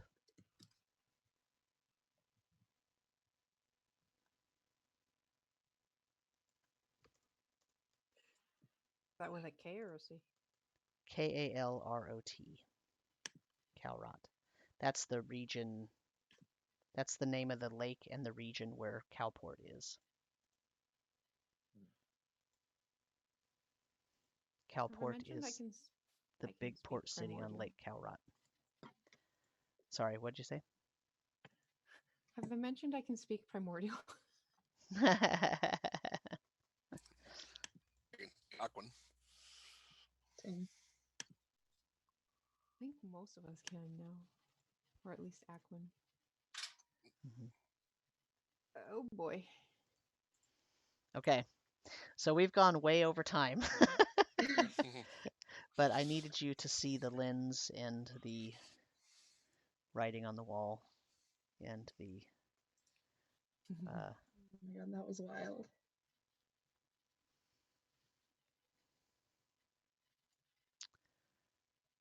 but what you didn't find The amethyst is the master. was a giant mud incubation chamber. So Right. Yeah, it's pretty that's what I obvious. was thinking. I'm like, this is fascinating. This is exactly what we found last time. Where the fuck is the incubator section? Yeah, this Right, is yeah. not what we came here for at all. Oh dear. Well, they What destroyed it, happened right? to If they the can incubation? tape the mud, they probably. I was gonna say they might have just Remodeled. Yeah. Well, if we want to take the lens, we know how to get it out. We know I'm we have not to be burning another quiet. hand. We know we need to be quiet so people don't see us and come after us. I mean, last time we activated it, so Yeah, let's not do that. Oh my god. Because we know they'll come out of that pentagram. Yep. Okay, so we're gonna stop here, unless anybody has any questions pertaining to leveling up. I don't think so. Okay.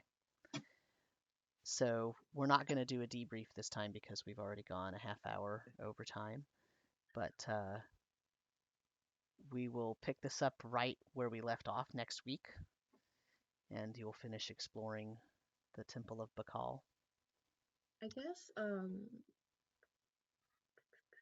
do we get third level spells? Yes. Okay. And everybody's proficiency bonus goes up at That's so 5th level. So, Okay. So yeah. if I get third level spells, can I equip my third level spells and then have them for use like next? Yeah, Or because do I have to no, because technically you actually, well, so I mean, it's D&D, right? So you took a long rest and you woke up and ta-da, you have like new things that are Right. possible. So yeah, technically it would have happened after the fight Okay. with the mud dinosaur. Sure. So, but I didn't want to stop the session No, yeah, I and level up. totally So, get it. Sure. so Okay, cool. okay, awesome. Cool.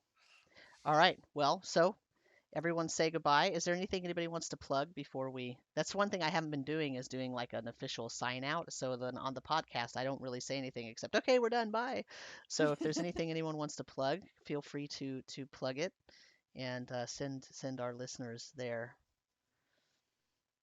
Oh, I know what I want to plug. What would you like to plug? I've been Good. working on mapping out, like making prettier map versions for the Descent into Avernus module. Excellent. They're all free for anyone who wants them, and they're available on my Patreon, so patreon.com/Midgardia. Excellent. And yeah, just look for Avernus there, and you'll have. I finished all the first chapter, and I'm now working on the second chapter's maps. Cool. Matt, were you going to say something? No. David, nothing to plug? Nope. Nina, anything to plug? Not right now. Okay, sounds good. All right, well, then in that case, we will sign off. So everyone say goodbye. Night, everyone. Right.